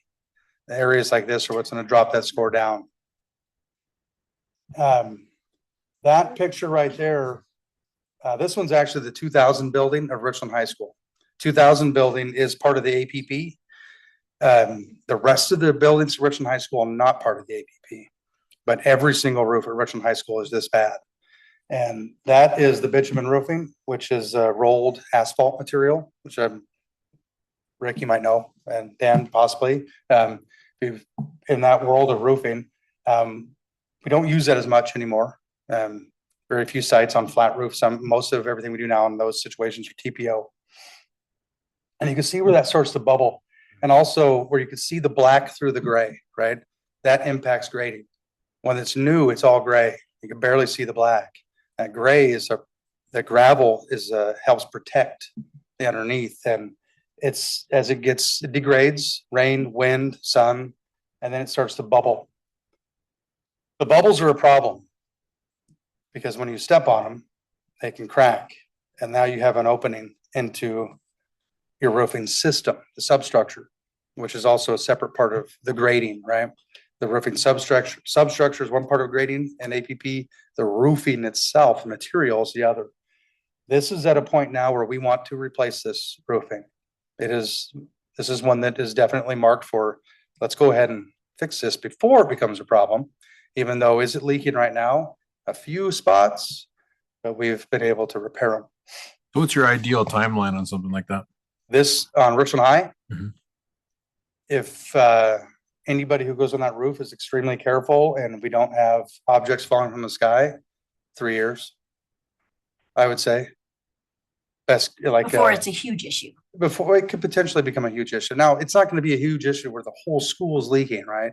But what we're going to start to see over the next couple of years is we're going to start to have an increase in report of leaks in the buildings, just like we had at Hanford, right? Yeah, I was going to say, how long did we kind of Band-Aid Hanford? Years. Yeah, years. So, and then over time, right? And you all remember it started to progress. And then it got, people sent the emails to the board, which I don't like, right? So I just, hey, they can email all they want, but that means I'm not doing something right? So I'd rather they not. So this is one that's, this needs to be replaced. In an ideal world, right? Travis gives me the money, we're on site tomorrow. It's not how it works. You guys remember the price tag at Hanford. It's a lot of money. Travis isn't here, so. No, he left. Well, he was excused. Okay. So that's the 2000 billion. That's part of APP, and that's what part of its big grade drop was. This is also 2000 billion Richland High. So again, to your question of the walls and aesthetic, right? This is a ding. This is the wallpaper. It's lifting. It pulled up. This is easily repaired, but as I walk through and assess, I grade as is on that day. So this was a ding. This was a little bit of a ding. Now, can it be repaired? Yes, it can. But what I always see and what we always tell all of our guys is anytime we see something, it's not just that it happened, it's why did it happen? So now I'm looking at, do we have a problem possibly with any of the glue? Do we have a problem with the window leaking? Was it water that caused it, right? So we start to dig and look around. I didn't see any of that. It looked like it had just lifted up from where the seam was, right? So this is something that can be easily fixed. I just want to put that in for reference on what we're looking for. Here's the wire glass windows, which, see an example of it. We've seen it all over the place for a long time. That is something that we want to try to get rid of, and the state doesn't like it. So when we have our certified BCA, which is every 6 years, they will ding this every single time on a 30% until we change them out. Do they have any grants for this type of work? I don't know. I haven't looked into the window one yet. I'm just asking because they don't like it. It's outdated, but until it's broken, it's actually functional. Well, and until they give us some money to fix it. Right? It's like the lighting, I sent you that email. Yeah. Hey, are the grants, because lighting is one you see a lot of those things. Yep. And Yeah, and that's I kind of expected so to find something. BPA. And you did. You said Yeah. we're already doing that Yep. stuff. I'm just curious for Yeah, I haven't glass. looked into the window one yet. Because for me, just looking at, I guess the wired glass doesn't scream out to me that, hey, this is a problem. Yeah. Yep. Because it wasn't a problem when it was standard to be Uh-huh. put in there, and now it is a problem. But it's really Not a problem. really until it's broken. Yes. There's no danger in Right. having it. So, and that's why I wanted to show this to highlight it, right? Is how this grading works. Don't get too alarmed when you see a building score too low. We're checking all the boxes here of what an ideal, what it would take to get back to that 100%, right? But I will look into that. And if there is, we'll go after it. This here is Orchard. For quite a few years, this has been downgraded on the exterior, especially on the south wall. It gets hit with a lot of heavy winds, and the irrigation was blowing water up on the windows. The exterior windows were downgraded. We went through and resealed all the exterior windows above and beyond what originally was there to prevent this from happening. This is one that I found that we had not gone back and fixed yet. So I took a picture, and it on the interior window section got a ding because of this. But there is no more water. That was definitely caused by an intrusion of water through the window. The windows themselves are fine. This here is PTO roof at White Bluffs. And I wanted to take a picture of this one to show that technically, because of the age of this building, it is now at 20 years. It was 2005, 2006, I believe, is when White Bluffs was built. So we're 20 years. The expected life cycle of this roof is between 20 to 30 years. I think, and I wanted to take a picture of this to show that just because, to show the difference of the age, right? So Dan, you would ask that question, what are we looking at here? This one's getting into the realm of aging out, right? But are we at that point yet? No. We've had almost zero issues with that roof. It's in fantastic shape. This is an example of, this is 20 years in and it's doing really good. One of the reasons for that is, part of it is we don't have much reason to be up there. A lot of our new school designs, we changed and took a lot of our equipment off the roof and put them in the buildings. And then like on a third floor, all the new schools from the Three Sisters up to the new prototypical, everything's on the third floor up in the mezzanine. We don't have to be up on the roof. The less traffic you have up there, right? The less it's gonna speed up the wear and tear just from use. Don't have flat roofs up there anymore either. What's that? They're not flat roofs anymore. No. So I love the new schools. They're really nice. They've worked out good on a maintenance standpoint. So this is an example of one that's doing really good, in good shape. This one I threw in a picture. This is also Orchard, of how we grade the footings, foundations, everything, all the little parts and pieces into the building. There is no problem here, but that seal off the bottom, if water were to hit that, sprinklers, constant, a lot of water starts to push material out, you could have a problem there, right? We don't have any issues with any of our footings or slabs anywhere. But I really wanted to find one. So I dug, and the first time I found something that was out of the ordinary, needed to be fixed, took a picture of it. Here's the roof at Carmichael, and there's our repairs. There's what happens when those bubbles pop and you start to get leaks develop. We go in and patch, and you can see there's 1, 2, 3, 4, 5, 6 I can see right there at least, and they're all over the place. And at Richland High too, we just chase them like we were doing at Hanford, right? You're chasing, and over time it starts to speed up. And Carmichael is one of those ones that's bad. Ceiling cracks. This is more of a site issue.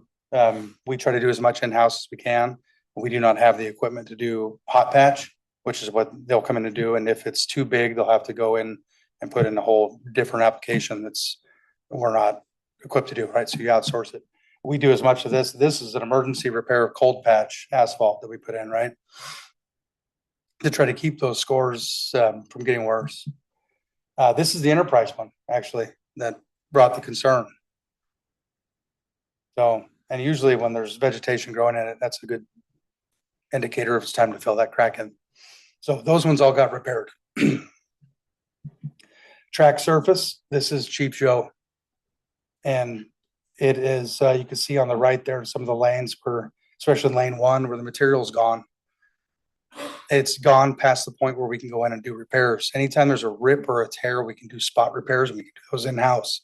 This one's gone beyond that. It's a complete resurface. And those aren't cheap either. Another big chunk of money. And this is the ELC roof. And on what you see on the face, what you can see from the ground is all the asphalt shingle roof. And up on top, on the middle section of the school is all the bitumen roofing that needs to be replaced as well. And it's not as bad as Carmichael and Richland High, but it's at its end.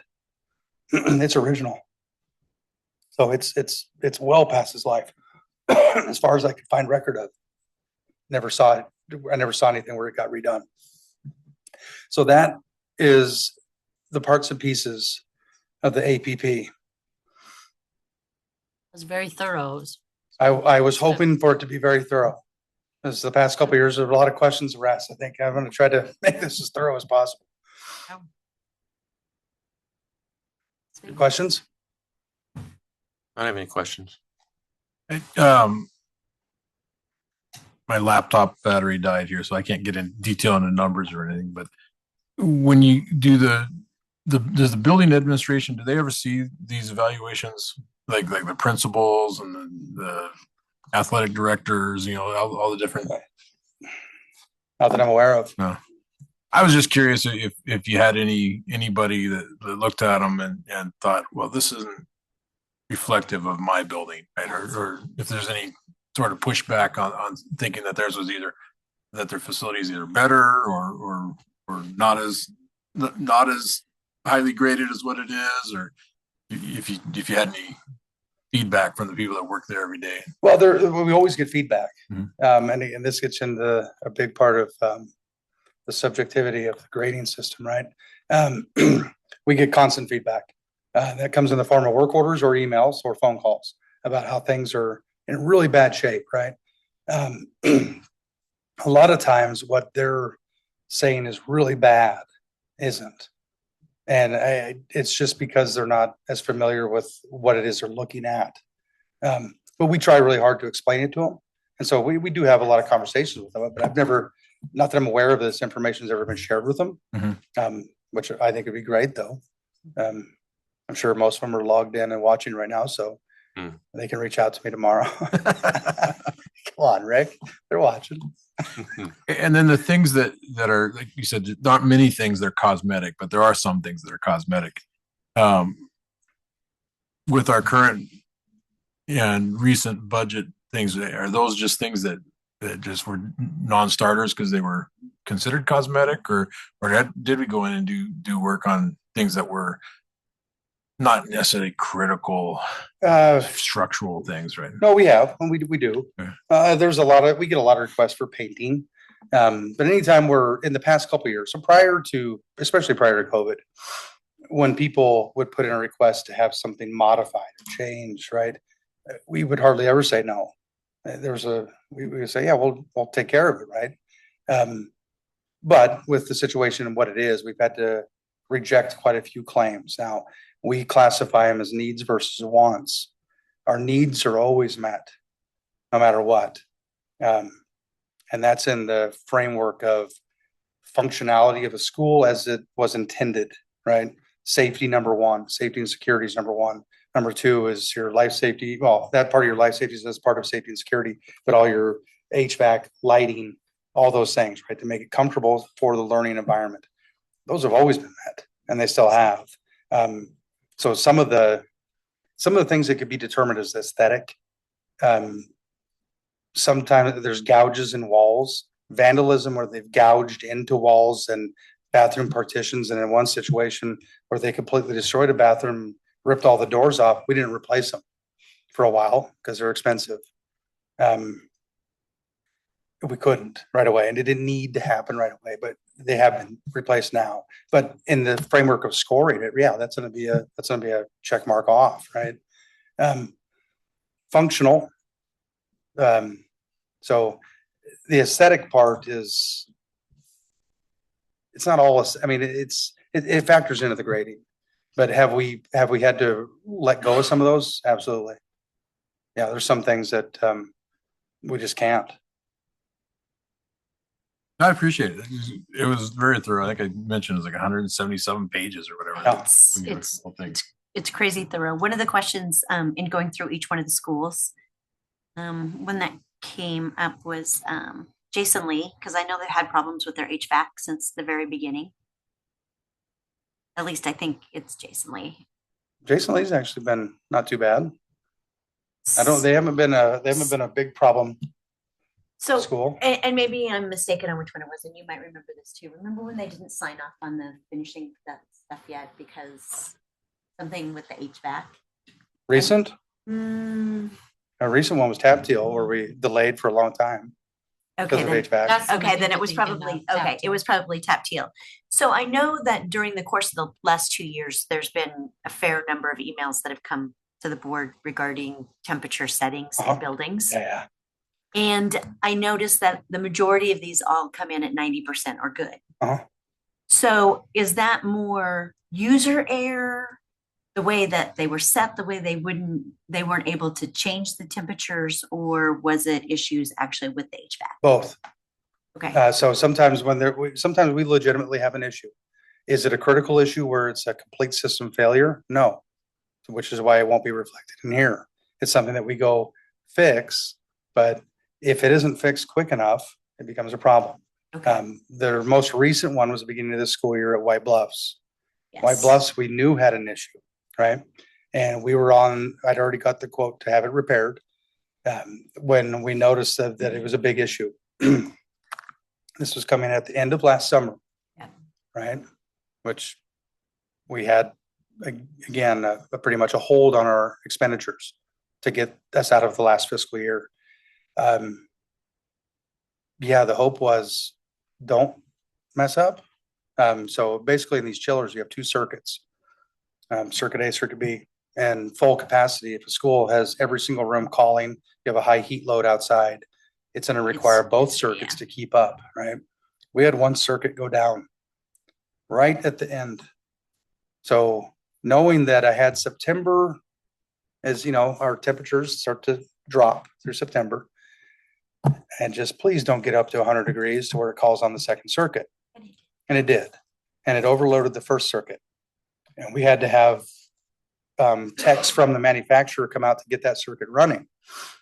It took a couple days and the school was hot, but then it was fixed and it was up and running. So at that point, it's not the whole system. It's one circuit that failed, a component that is that fails. Right? It just gets used up and you replace it. We have since replaced it. White Bluffs now, I think it was just right after I might have finished this. White Bluffs now chillers like brand new, running at full capacity. Only issues we've had one classroom with an issue since then where a valve got stuck on, right? So you have heating valves and cooling valves inside one box in each room. That valve stuck on. So yeah, we're going to get a work order put in. Sometimes I might follow up with an email that it's too hot in the room. Doesn't necessarily mean we have a big problem. Right. It's something that we go out and fix. There's a lot of parts and pieces out there. A lot of parts and pieces.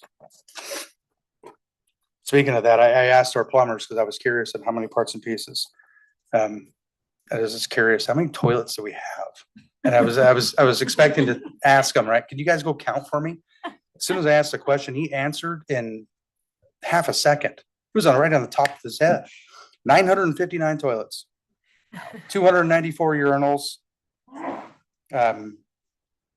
and 530 sinks. He rattled them off real quick because he's out there replacing and fixing them all the time. Right? Yeah. So a lot of parts and pieces.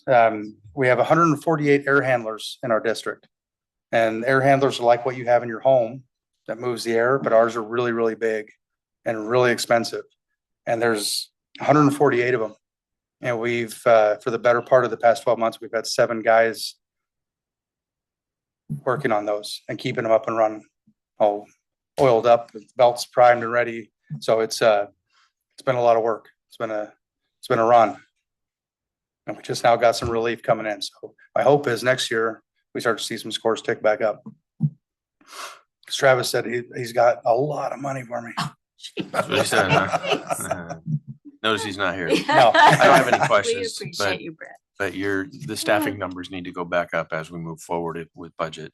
The PM versus CM ratio needs to get back. I agree. And we're working on it. We're getting there. It's starting to go up. And that's not fault on you guys. You guys are doing great. But if you reduce staff, you're going to stop doing PMs and you're going to end up doing more corrective. And that's Well, then you're not just the way. chasing your tail. And I think we're at a good spot. We made it through the tough part and we're starting to bounce back. We've got some extra people and I'm very optimistic that we're going to continue on that trend and everything will be good. And I support that as we go through the budget stuff. We need to look hard at that because they've taken a larger percentage hit than other places. And it's a little bit like not adopting curriculum. At some point, you're going to pay the piper. You got to do it. And we're there. This was a good report. Thank you. It was a good report. All right. Thank you, sir. All right. Thank you. Thank you. You guys applauded. It was good. Mr. Gosney.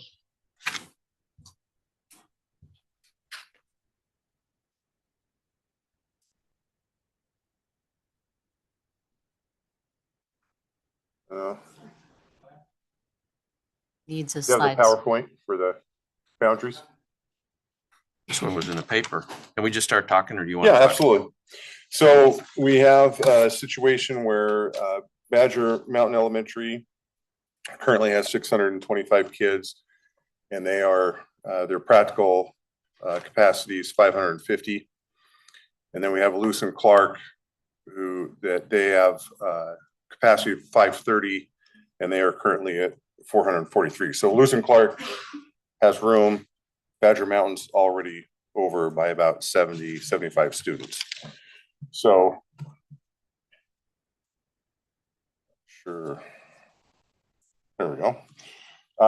Current, and then we have some apartments that are being built in what is currently Badger Mountain Elementary's boundaries. And so we wanted to try to get out in front of that with the boundary change that looks more significant than it is as far as impacted students. This will impact one student at Badger Mountain, which is a third grade student, but we will work with that family to grandfather in if they want to opt to stay at Badger Mountain. We'll make that work. Bust that one already? Did we bust that? You'll have to check on that. I think we do, but I think, yeah. So that's a And bad Did we figure out what grade they were in? Third. Third. Yeah. Sorry, I missed that. Okay, that was my only question because you're talking about where the Desert Gold Motel and RV Park is, right? Yep. Correct. Yeah. If we're offering grandfathering for the third grader, this is a good. Yeah, so it looks like a substantial amount, but that is Delta industrial and like hiking trails down in there that don't have any homes there. So all we're really capturing is the Desert Gold Motel And the apartments that are. and the new apartments. So I don't know if this has a pointer on it. Oh, yeah, there we go. So right here is where the apartments are going in. And then this is kind of an empty lot right here. now. We figured we'd grab that as well as, who knows, might be more apartments going in there. So the only section that we're, what did I do?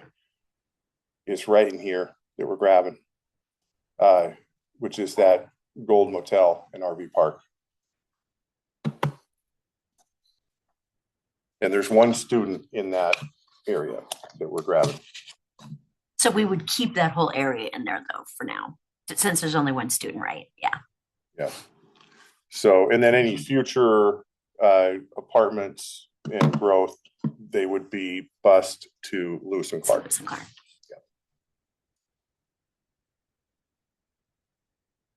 Well, because they've already broke ground on that second set of apartments right there too. Correct, yeah. They're moving really And they're fast on moving those. fast on them, yeah. So again, just trying to get out in front of it. I think as we go through the long-term facilities plan, there might be, some future adjustments we're looking at. But for now, this solves what will be a fairly immediate situation. So I would like to have this go out for public to view, and then potentially next board meeting, make some decisions after getting some feedback, if any comes in. I just like that we're getting ahead of it before it becomes an issue. So thanks for that. Yeah. No questions. Anybody have any questions? Anybody have any It's a good plan. questions? You guys good? Okay. No? Okay. So we'll post this on the website and work with the communications team to make sure there's opportunities for public to provide some feedback. Perfect. Okay. Great. Thanks, Ken. Thank you. And you can just stay right there. Yeah. Which one's next? Is it evaluation of staff? Evaluation of staff, yes. Okay, so evaluation of staff, this I think is our first reading for this. So you'll see in the package, I added, after the last discussion, we talked about the potential gap where we have some people that have moved in to supervisory roles that have not gone through training to evaluate. So you'll notice in the policy at the bottom of page 2, it says evaluation training. Supervisors will receive standardized performance evaluation training to ensure equity and consistency throughout the district. So HR will, if this is approved, will create a training for those supervisors, and we'll make sure they all go through that training. And then as future supervisors come into those roles, we'll have a standardized training for them.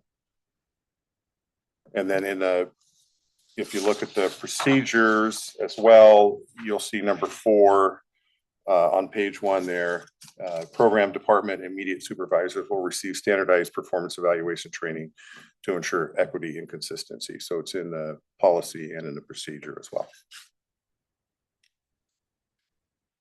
So I think that captures what we talked about last time at this policy. And you were going to evaluate the 1-over-1 at the staff level anyway. You know what I'm talking about? Well, I know, and we talked about it. What do you mean we were going to evaluate it? The board had talked about it, and then there was discussion that that's a lot of extra work on the part of the evaluators, right, or the supervisors, the evaluators. Yes. Yeah. So, I mean, at just going like at a high school level, so you have 3 assistant principals doing 20 to 25 apiece. That would put the principal evaluating 75 to 80 of those. And then once they would come up to Brian and Tori, so several hundred would be what they would have to look at. So the way that it works, at least in my industry, is the principal would, so I'm assuming the vice principals evaluate 20 or 25 each. Correct. Yep. The principal then, if they had 3 of them, would be doing that, but yeah, I guess the best way to describe it, it's a giggle test, or does this make sense or not? And it's really checking for consistency between the 3 graders, not doing any of the writing, any of the grading. It's just, yep, that makes sense. Or no, this one is, this vice principal is grading everybody higher than the other 2. And why is that? Maybe it's valid. Maybe the scale is different. Okay. Because when we do it, it doesn't take very long. This is okay. So I just want to make sure I'm understanding. Is the board asking for that to be part of the policy. I think Katrina and I talked about it, but it's not we had asked y'all to evaluate that. I don't know if it's benchmarked with other districts, but both, Katrina in the management role and what I do, that's very common. I don't know if that's. My company has 5 people, so we don't do a lot of this. Yeah. I would say in my industry, it wasn't like you were doing an evaluation. It was you'd pick 2 or 3 off of this pile or 2 or 3 off just for pure consistency matters. Just making sure that they're evaluating the same way, the policies, the systems are set up the same way. So not as a huge undertaking as far as you're going through every single line item on everything, more just as a checks and balances. Is that kind of what you guys were thinking? Yeah, but I mean, like when I do evaluations, my supervisor has a signature on top of it, on top of mine. Okay. But it's not they don't, he's not watching. He's not doing any of the work. Steve, you're not doing any of that work. I'm just, I'm curious though, if it's not done, in most school districts or any school districts or whatever, I'd be curious to know if this would be completely different than what everybody else is doing. That was why we were asking, what do you think? But we might not have explained it. I'm okay moving first reading and putting it on consent agenda. And, if Katrina wants to talk about it, at least it's a good best practice that I would suggest you implement. That helps you get consistency. And I apologize. I probably misunderstood. Probably didn't say it right. But that is certainly I guess I misunderstood. I thought we were asking principals to look at all 75, 80 of those and go through them kind of with a fine-tuned coat. And but if we're more of like a consistency check, I think that's pretty easy. I'm assuming that it's kind of done now, but I don't know. I think it is done in a very informal way. I know principals when I was a principal, we always met about evaluations as we were going through them, and they all go through the exact same training, and the calibration is part of that training. So yeah, but I get what you're saying. Could be wiggle room as to somebody's maybe getting a little out of whack, but I think one of the things as a board we're kind of leaning toward is putting things into policy that help us be consistent across all of our buildings and a process. Yeah. So by having it in there, if it's already sort of being done in some places and it's working, then that ensures that everybody has that same level of attention and accountability on that process. Right. So it's kind of that systematic systems approach. Yeah, and I think the consistency comes from the fact that everybody has to go through the same training. Yeah. New administrators to our district have to go through the training. And we use Cell 5D, so that's the specific TPEP training they go through. And like I said, calibration's a big part of that. It's a 6-day training, so it's pretty intense, and calibration's part of that. But yeah, I think again, I don't want to miss what I'm being asked to do. Are we? I'm okay doing it just like this. Okay, and then. If Katrina wants to bring that up at the next one, I know she had some energy on it. We can talk about it. And I would just double check to see how they're doing it now. Like if there is a once over, like sort of what is that process of the principal? Because ultimately at the end of the day, the principal is responsible. Absolutely. Yeah. I mean, at the end of the day, regardless of who does the evaluation, it is the principal who they're responsible for their team and their building. Yes. So that helps enable ownership and accountability on all levels, because then the principals have policy to hold the assistant principals accountable to the roles that are there. So it's kind of just that checks and balances. Yeah. Okay. You want first reading? Yeah. I'll move first reading. Okay. Is there a second? I'll second. Okay. Discussion? No. Okay. Yes. Yes. Yes. Yes. Yes. Thank you, sir. Just out of curiosity, what do they do with the evaluations that are completed? Like, Goes in there. I think it goes in their file, doesn't it? Yeah, and it comes up to human resources. And so we make sure that we have an evaluation for every employee, is the main thing, because it's a state requirement that employees have an evaluation.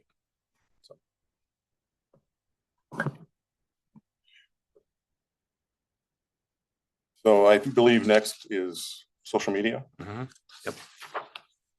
So this new policy, right now we currently have kind of social media guidelines. This is more of a, I guess, a policy versus the guidelines. So this is I would say a modification of Kennewick School District's social media policy that they implemented a few years ago. It have already had some edits. It's went to we wanted to work with REA on this, so REA's looked at this. They've had their attorneys look at it. Our attorneys looked at it as well. So you can see some of the edits and crossouts that have been done. This is a draft, obviously, so I'm assuming we're going to be bringing it back for first reading after some discussion tonight. Ready? Yep, go ahead.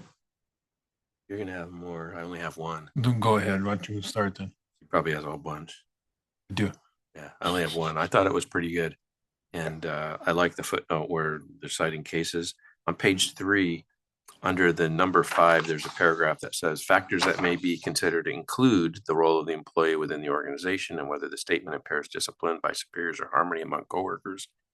The two things I thought that were missing there were factors also could include impact on students and disruption of the learning environment.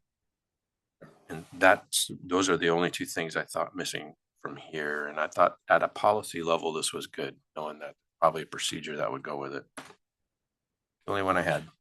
Okay. Yeah, I think when I read it, and again, I can't pull it up right here, but that's fine. I can just run through from memory here. It appeared to me that we were doing 3 things within the policy. Because there was a section on basically social media posts, whether they're public or private or whatever, but the content that somebody posts in social media. Then there were items in there, a lot of discussion in the policy about the contacting or communication with students of the district, a one-to-one communication, right, without anybody else included on that. And I understand why we're trying to do that. But that's the section I kind of think real world we have the most trouble with. And then there's a little blurb in there about not using the district computers or whatever to post on social media or to be on social media. So, I mean, that part of it to me seemed more appropriate in a policy about appropriate use of district resources, versus the social media policy. But it doesn't matter. I mean, it could be in there. It's not going to hurt anything, right? But the parts in there about district employees communicating with students of the district. I think we have potential danger there where it's a policy that's not necessarily realistic at the moment. And so you'll get, many people across the district would be in violation of that policy, right? And because it doesn't necessarily fit. And I sent you an email on this and explained just like from my personal thing.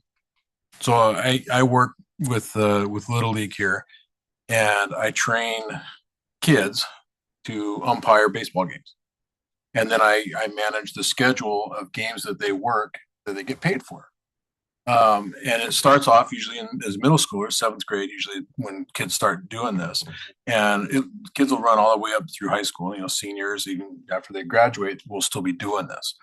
And when they start, you say as seventh graders, eighth graders, whatever, it's very common to be texting or emailing with their parents. But at some point, it's just very natural then that as those teenagers, that they start taking that initiative to just send the communication, to me, right? So if I was a school employee, I wouldn't be able to do that, right? And the whether or not, I mean, you could set it up where I make sure that every time that they message me that it's with a parent and the kid, or somebody else, as part of that communication. Right. It's just whether or not you continue to follow that, right? And one slip up, if the student contacts a teacher or a counselor or somebody else, sends them an email, is it a violation at that point, or is it a violation of the policy if that employee then responds to that email without copying somebody else on it? Right. I can think back to when we had COVID and we did the learning at home. It was very common where my kids would have a question on homework or something like that, and we just say, hey, email your teacher. Well, with this policy, you're gonna have to email the teacher and somebody else, right? In order to avoid having that just one-to-one. You see what I'm saying there? Yeah, I think you're safe if you're using Just district your emails. emails Yeah. to go back and forth. I think what we're trying to limit is personal cell phones for staff and students. So, I mean, my understanding is there's, like obviously with coaches, they're going to want to be able to text their team if their practice has been delayed or canceled or whatever. They need to be able to communicate that quickly. Now, can they do that in a group chat with parents attached to it? Absolutely. And that's probably the safest and most appropriate way to do that. So, it still allows the coach to communicate with one text that a practice has been canceled. Now, I also understand, I don't know if this is accurate or not, but what I've been told is that GroupMe, I think it's called, allows you to have all of that information, but you don't see personal cell numbers back and forth. You only see that you see the names or whatever, yeah. But I don't know what your cell number is. Correct. And so you can, and in a group chat, whatever it's called, a GroupMe or whatever, I could actually just text you and not do the whole group if it allows that. I don't know, but those are things we'd have to work out. But I get really nervous. I'm just going to be honest. I get really nervous if we have personal cell numbers of staff and personal cell numbers of students, unless we're talking about some sort of family situation or something like that. It's right. And like I said, I get the problems that we're trying to avoid with that. Right. But you also have, situation where this policy where you can have a staff member being part of a church group that also has RSD students in it, where it has nothing to do with RSD business. And yet we're trying to also control how that communication goes. I just see, I guess I could say it this way. I understand the problem that we're trying to solve, right? We're trying to avoid, right? But I think that there will be difficulties following the policy. And if there are difficulties following the policy, it won't necessarily be completely followed. And so at some point, then it starts to be less effective, right? Does that make sense? And I think if you read through it, and like I say, I can't bring it up right now because the laptop battery died here. But I think if you read through it, even if you're using the school account, it's still, the policy was wanting to not have just a single communication with a staff member and a student, right? So that's why I brought up the email part of it. Right? When they send you an email, can you respond to that email, or do you have to include somebody else in that? I mean, it just feels like some clarity. There's some clarity there. There are some clarity there. Just so, how do you work around other community involvement? Where you have students and staff that will interact at events inside of organizations and stuff in neighborhoods.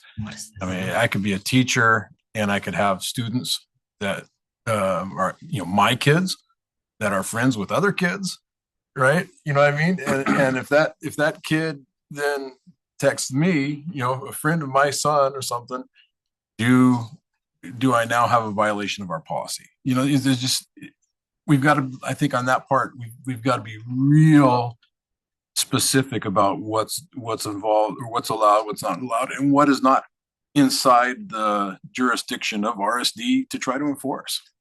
Can I make a suggestion on this? Those are valid. I hadn't thought of those. Can we divide this into two different policies? I think you started with that, where we have a social media policy, and then there's probably three. There was public records was talked about here, and this discussion on communication with students outside of we might have something like that. I don't know. Yeah, I'll have to go back and re-look at it, but our social media guidelines talks about this, and I'll see how it's phrased in there and see, because you're right. There are these complications that come from that. We don't want to drag staff into a violation of a policy, even by accident, right? So I get what you're saying, that like Scouts of America, you cannot communicate with a scout, can't communicate without having their parent or another adult attached to it. And actually, I know that because I had one that was working on Eagle Project email me, and the parent has to be attached to all emails. So that's their workaround for it. I don't know how they handle it outside of that. That's just their agency, right? So let me look at the guidelines, because that actually may cover what we're talking about. But yeah, that's a tough area. Yeah. Also, I know like a lot of students already have, I feel like, private messaging with either coaches or teachers, especially like club advisors. Like I think almost every president has direct like contact with their club advisor through just text messaging privately. So like it's going to be really hard to enforce. Yeah, I also feel like number 4, where it's like you can't have direct communication, like conversations, is just like unnecessary. I don't know. I think that like a lot of teachers, especially the ones involved in like extracurricular things with students, like need to be able to communicate outside of school quickly through text or social media in a back-to-back conversation format, and it's like not necessary or to have like parents involved in that, or for them to even be notified about those conversations. And I think it can like that's a tough one. That's a honestly really like tough interfere, one, because it's all good until it isn't. That's true, but it's huge liability. It's a yes. So there's just like a lot of those things that already exist, and that's like, well, that's why we have to Yeah. get a policy that works, because it's and currently it they're would- not in violation of a policy because we don't have Yeah. one. It's guidelines. So that's why I think it might be, we might have to split this one. really Yeah, That might one's be a the lot more best way. complicated. I just think it would disrupt with a lot of like club operations. Yeah, not just that. I mean, think about we have our counselors, right? If you have a student who is maybe having some mental health crisis, if that counselor that they know from the school is who they trust, and they need to reach out to somebody, and that's how they do it, we don't want to restrict something like that. We have school security, right? Are we asking counselors to give out their personal? No, cell I'm not. numbers? But that's the slope, right? But again, I think when you read through it, if it's one-to-one communication, I think even the email, using district email, was a problem, right? And from my perspective, that's not the intent. The intent, from my perspective, would be personal cell numbers, personal emails. If we're using district emails, district to district email, to me, that's not what I. Yeah, we can get let's get clarity. I just and we should run it past all the district positions, right? Being building security, counselors, teachers, and make sure that we have, when we come up with a policy on this, that we have something that's workable, right? Where we don't come up with saying, hey, this isn't going to work because of this situation. Right. Yeah.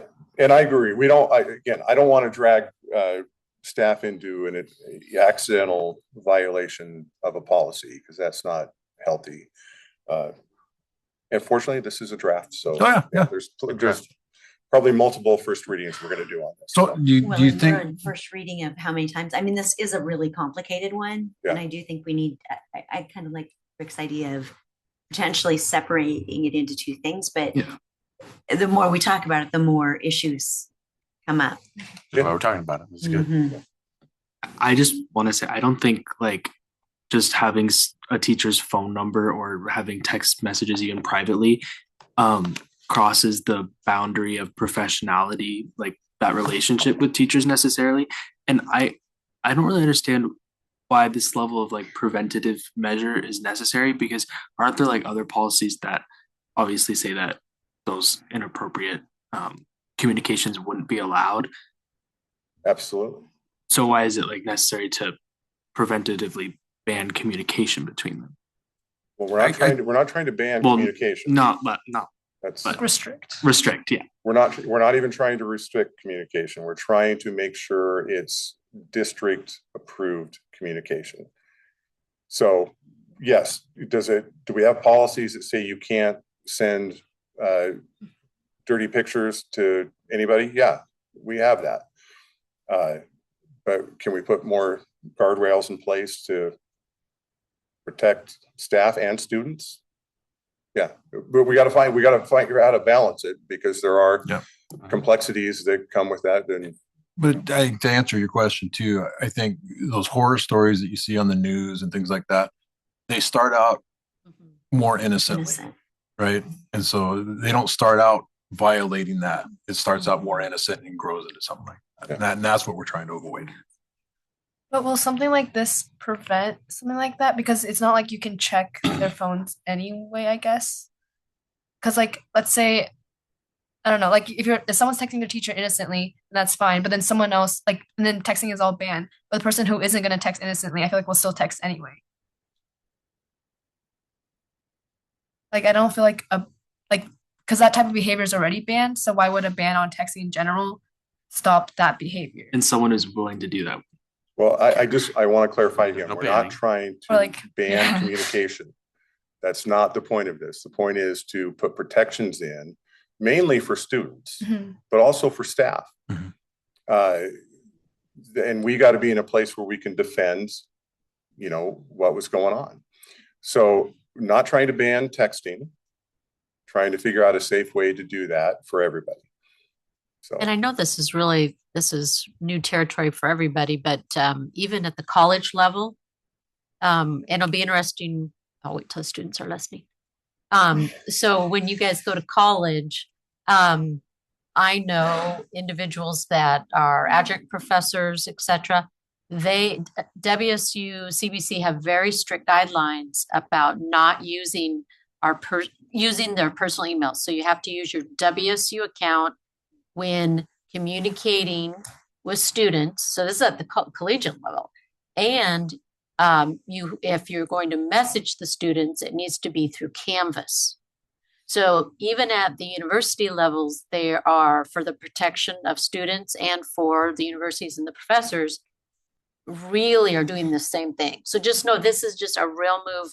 So we're even have more students that we're concerned about at this age, right? So think of this now, this is something that they're really moving to at the collegiate level as well. So just kind of giving you some context. But also like the extension of that to group chats, I just couldn't imagine something bad happening in a group chat setting. And I think that actually is to my point. Yep. Yeah. And like Canvas, you can do group chats. Yeah. And there are these other venues. Yeah. It's a shift. It's a retraining of how we operate. But again, it's to protect. Everything is so litigious and there's so many different. Yeah, like club trips too. Nothing is we used to be able to do field trips. Yeah, and to be overnight, clear, so- I'm not against trying to have these protections. I just want to Right. have it workable. Yeah, I'm totally with you on that. I mean, back in my day, you picked up the rotary phone and started the phone tree, right? And don't misdial, because then you have to start all over again. Well, and you might have a party line.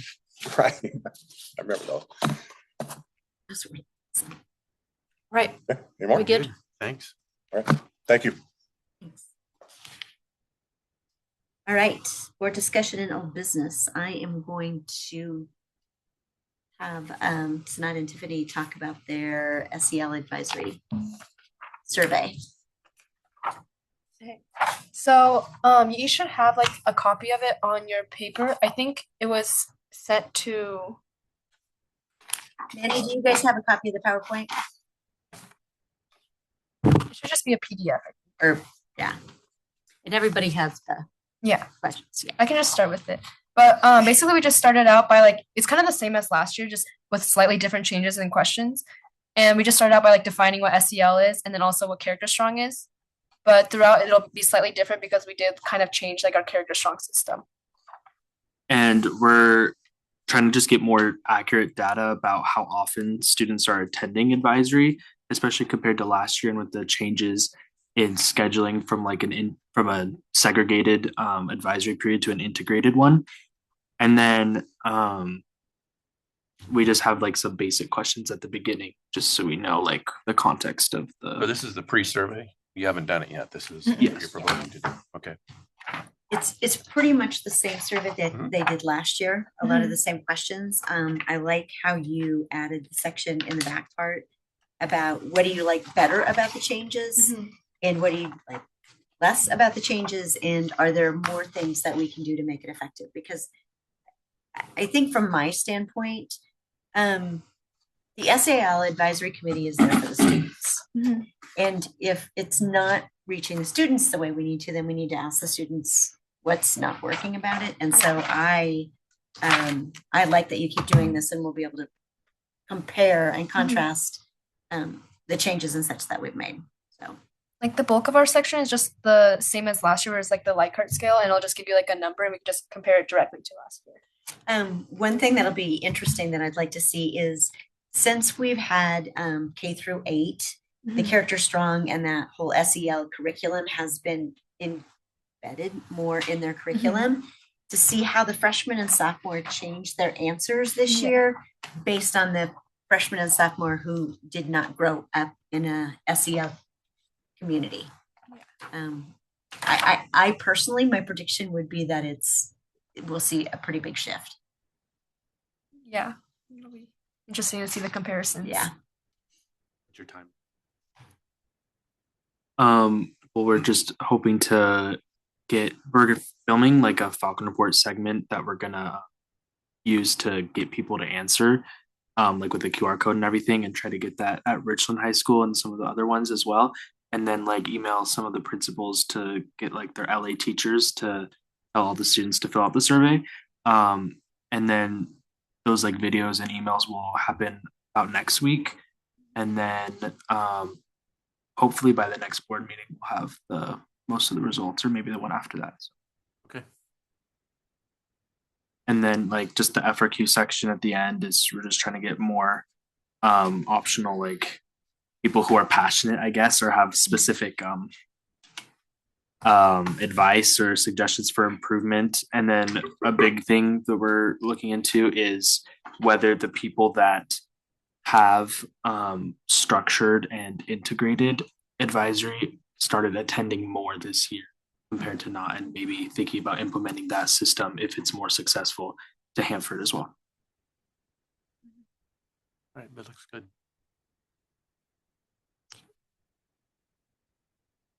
Nice job, guys.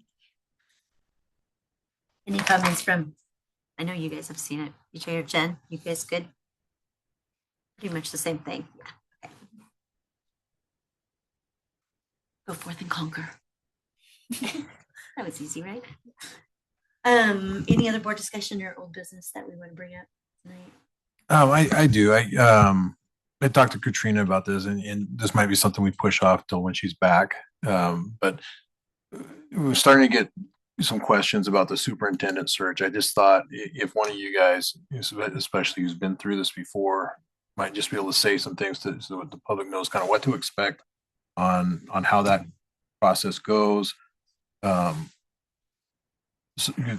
I don't think we've discussed it at all in I think we have a workshop on May 2 that we're going to talk about the process. May 1, May 1st. May 1st, Friday, whatever that Friday is. And I think we'll lay out there's different ways to do it. Do you hire a search firm? Do you do it internally yourself? And then a timeline. And the timeline generally is somewhere between October and February, because that's hunting season for new superintendents. How's that? That's when the industry, the education industry knows that people will be out looking. So I don't see a whole lot happening over the next few months, other than the board's going to get together in a few weeks, and we are going to talk publicly about the process and what that would look like. So for people who are interested, they should tune in May 2nd, you said? May 1st. May 1st. That's during the day. It starts at Friday. 1 o'clock, and it's a Okay. workshop, so it'll all be I'll be open to the in public. here and everything. Yeah. Okay. Yeah, they can show up if they want to. I believe, because I know the board members, that this will be a very public process with a lot of public input in the process, both in terms of evaluating candidates and giving feedback maybe about the kind of candidate they think they would like to see as superintendent. I think those things will be built into the process. Just don't know how, because that would depend on whether we choose to do it ourselves or which search firm. And some of them have different ways of doing that, but all of them include that public input. So when we do the workshop there, I mean, you guys have been through this before. Will we have some idea of what the costs would be for the search and everything as well? Just an idea. Sure, it's going to be between $30,000 and $50,000. And I've got some copies of some old proposals, such that some of the other ones did, just to get an idea of what they include, what they don't include. Most of the search firms are really experts at this, I would say. They all pretty much have the same systematic, there's certain things I like about some of them and things that I like about other ones. I really do think that right now, it's going to be important to do a pretty in-depth process, go pretty broad. That's just my opinion based on, the climate of education, the climate of positions. It's never really a fun project, but it needs to be done right. And we need to engage the community and make sure that we're asking the right questions. And, do you have specific questions that you were asked that maybe? Just those, basically what I just asked there, just Okay. just to get that out. Yeah. Like I said, it hasn't been a public discussion about where this process, we haven't started anything. If anybody's asking, we haven't done anything yet. Yeah, So no. that's May why 1's you the haven't first heard anything. So Yeah, May 1 will be the first conversation we've had as a board. And normally a board wouldn't start this until next fall. So we're going to be early. We're going to be early. Get ahead of it. Okay. When would there be a new one officially? July 1 of 27? 7. Yeah. My Years in last my head. day is June 30th, 2027. Yeah. Why does it cost 30 to 50,000? There's advertising costs. So, and the prices will vary depending on how widely it's advertised. But if you bring in a firm, they will be the person who runs the meetings. And so they will run meetings with public, getting public input. They'll run meetings with staff, getting staff input, first on what kind of person they're looking, that different people are looking for, what qualities. And then they will also be reaching out and bringing people in. And then there's travel costs for both the firm doing the work, plus travel costs when you bring in candidates. And there may be travel costs. In the past, we have had select board members and sometimes staff go to the incumbent's current workplace, current district, whatever that is, and do Site visits? site visits and interview their board members if they're sitting soup or, people in that community. What's this person like here? So all of those costs eventually add up.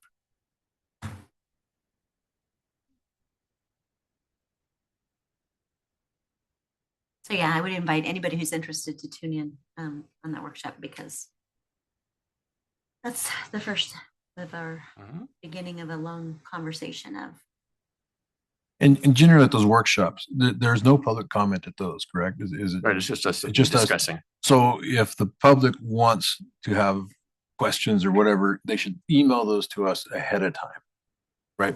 Yeah. or So call. that we have those things to discuss during the workshop, so that can be covered.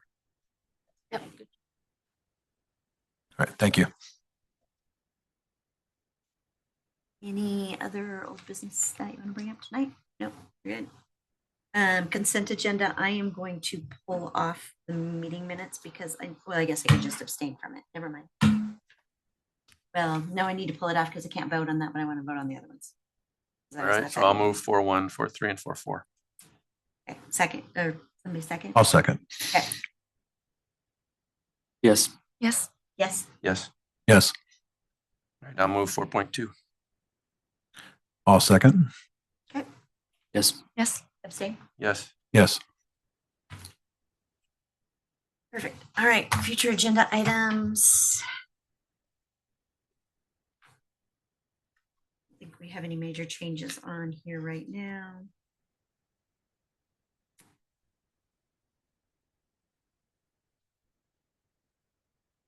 Recognition, Victoria's coming. Yes. Yes. Yes. She's very excited. Yeah.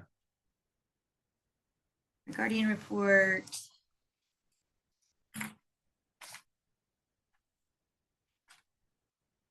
We can figure out on the technology usage too. Right. Have further discussion on that, because I want to make sure that we don't just continue to, we'll see what we have on that one. Let's go ICAP review, fiscal update again. That one looks fine. We'll get update on technology. How about the May 12th? We'll bring the boundary adjustment back on May 12th. Yep. Updates on facilities, human capital, job description. Okay. All looks good to me. Yep.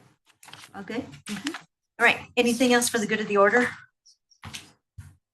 If not, we are adjourned. Thank you, everybody.